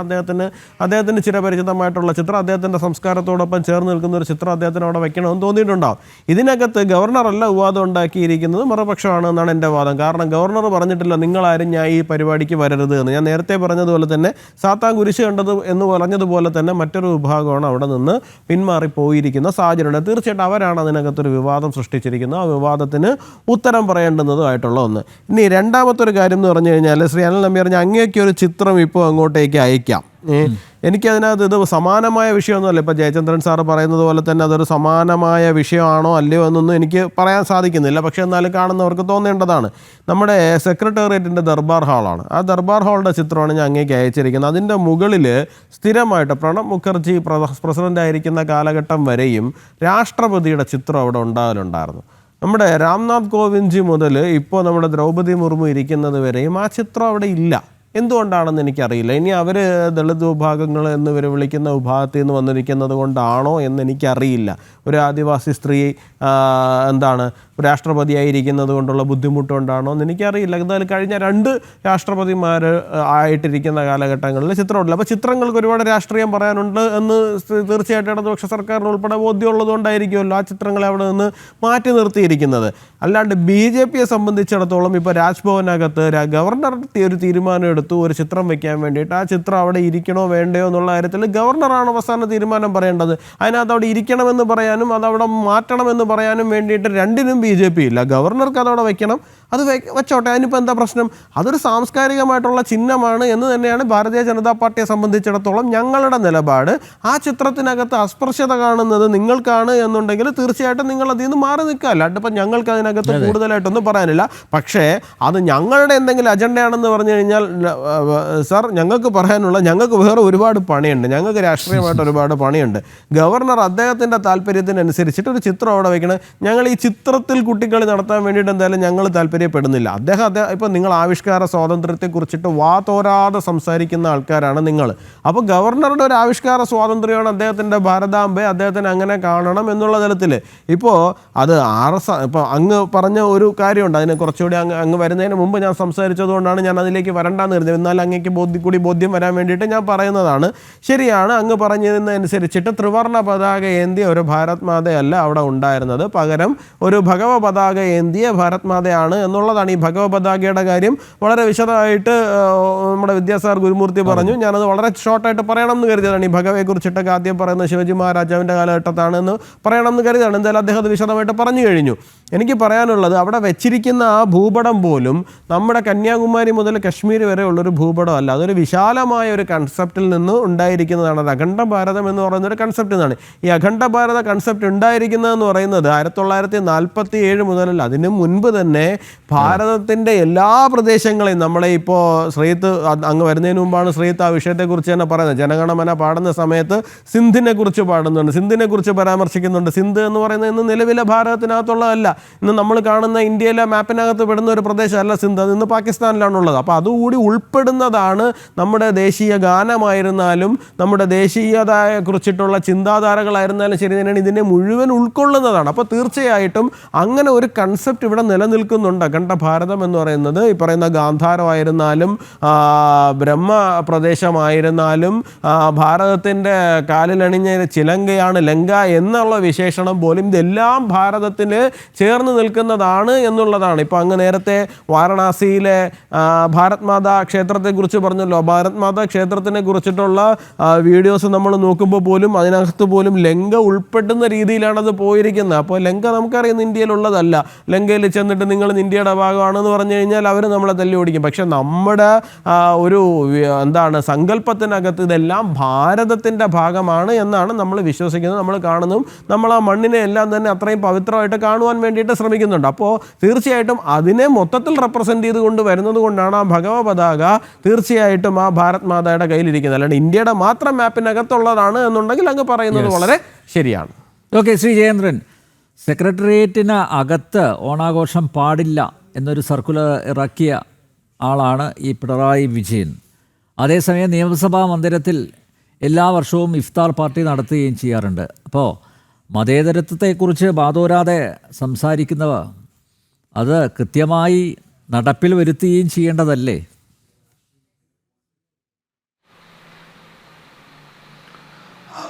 അല്ല, ഇത് ഞാൻ പറയട്ടെ, താങ്കൾ അതിനെ അങ്ങനെ കാണുന്നതിനോടാണ് എനിക്ക് വിയോജിപ്പുള്ളത്. ഈ പ്രശ്നം അങ്ങനെ കാണാൻ നിർബന്ധിതനാവുന്നു. ശ്രീ വിദ്യാസാഗർ ഗുരുമൂർത്തിയും വിഷ്ണുവുമൊക്കെ വളരെ ഉത്തരവാദിത്തോടെയും ഗഹനമായിട്ടുള്ളതും ലളിതമായിട്ട് തന്നെ പറയുകയും ചെയ്തു. അത് അവരുടെ പെർസെപ്ഷൻ അങ്ങനെയാണ്. അത് തെറ്റാണെന്ന് എനിക്ക് പറയാനും കഴിയില്ല. എനിക്കതിൽ വിയോജിപ്പുമില്ല. പക്ഷേ ഇവിടെ പ്രശ്നം അതല്ലെന്നേ. ഇവിടെ പ്രശ്നം സംസ്ഥാനത്തിൻ്റെ ഭരണത്തലവനാണ്. ഭരണഘടനാപരമായി തന്നെ അദ്ദേഹമാണ് തലവൻ. അപ്പോൾ ആ തലവൻ്റെ ഭാഗത്തു നിന്ന് ഇപ്പോൾ പ്രിയപ്പെട്ട വിഷ്ണു പറഞ്ഞല്ലോ, നമ്മുടെ ഇന്ന് നിലവിലുള്ള ഭൂപടമല്ല അഖണ്ഡ ഭാരതത്തിൻ്റെ ഭൂപടം തന്നെയാണ് അതിലുള്ളത്. അതങ്ങനെയാണ് കാണുന്നതും. ഗവർണറുടെ ആ ചിത്രകണ്ടയിലുണ്ട് ഇപ്പോൾ. അതുകൊണ്ട് ഞാൻ പറഞ്ഞത് അങ്ങനെയാണ് കാണുന്നത്. അതിൽ ഗവർണർക്ക് ഒരു വ്യക്തി എന്നുള്ള നിലയിൽ ഏത് ഐഡിയോളജിയിലും വിശ്വസിക്കാനുള്ള എല്ലാ അവകാശവും അധികാരവുമുള്ള ആളാണ് അദ്ദേഹം. പക്ഷേ അദ്ദേഹം ഒരു ഭരണഘടനാ തലവൻ എന്ന നിലയിൽ വരുമ്പോഴേക്ക് ചില പരിമിതികൾ എല്ലാവർക്കും ഉണ്ടാവും. സ്വാഭാവികം അദ്ദേഹത്തിന് അത് ഉണ്ടാവും. ആ ഒരു ഓർമ്മപ്പെടുത്തലാണ് കൃഷിമന്ത്രി പി പ്രസാദ് നടത്തിയത്. ആ ഓർമ്മപ്പെടുത്തൽ ഇങ്ങനെയായി ഭവിച്ചു എന്നുള്ളത് മറ്റൊരു സംഗതിയാണ്. പക്ഷേ ആ ഒരു ഓർമ്മപ്പെടുത്തൽ വരുന്നത് ഇതുകൊണ്ടാണ്. RSSൻ്റെ പരിപാടികളിൽ അല്ലെങ്കിൽ RSS രാഷ്ട്രീയ സ്വയംസേവക RSSുമായി ഒരു ബന്ധവുമില്ല. RSSന്റെ പതാകയല്ല ശ്രീ ജയചന്ദ്രൻ.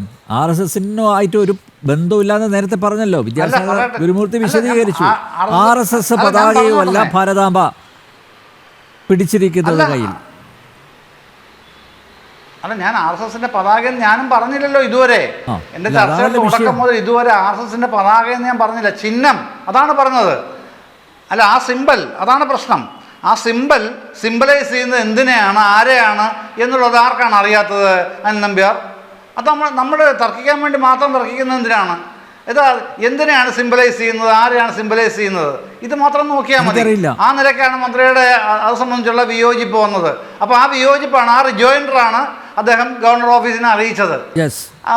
രാജ്ഭവൻ തന്നെയാണ് നിർദ്ദേശം വന്ന് അവിടെ നടത്താമെന്ന്. അവസാനം അവിടെ നിന്ന് മാറേണ്ടി വന്നു. ഞാൻ താങ്കളോട് സൂചിപ്പിച്ചല്ലോ, ഈ മാർച്ച് 16 കേരള സർക്കാരിൻ്റെ ഏറ്റവും പ്രധാനപ്പെട്ട സിവിലിയൻ പുരസ്കാരം ഭരണഘടനാ തലവനായ ഗവർണർ രാജ്ഭവനിൽ വെച്ച് തന്നെ വിതരണം കൊടുക്കപ്പെടുന്നത്. അപ്പം ആ ചടങ്ങിലും ഇത്തരത്തിലൊരു ഭാരതമാതാവിൻ്റെ ചിത്രം അദ്ദേഹം വെക്കണമെന്ന് നിർബന്ധം പിടിച്ചില്ല, അല്ലെങ്കിൽ പറഞ്ഞതുപോലുമില്ല, അങ്ങനെ വെച്ചിട്ടുമില്ല. പക്ഷേ ഇപ്പോൾ ഇവിടെ വന്നു. അത് BJP ചെയ്തു എന്നല്ല പ്രിയപ്പെട്ട വിഷ്ണു ഞാൻ പറയുന്നത്.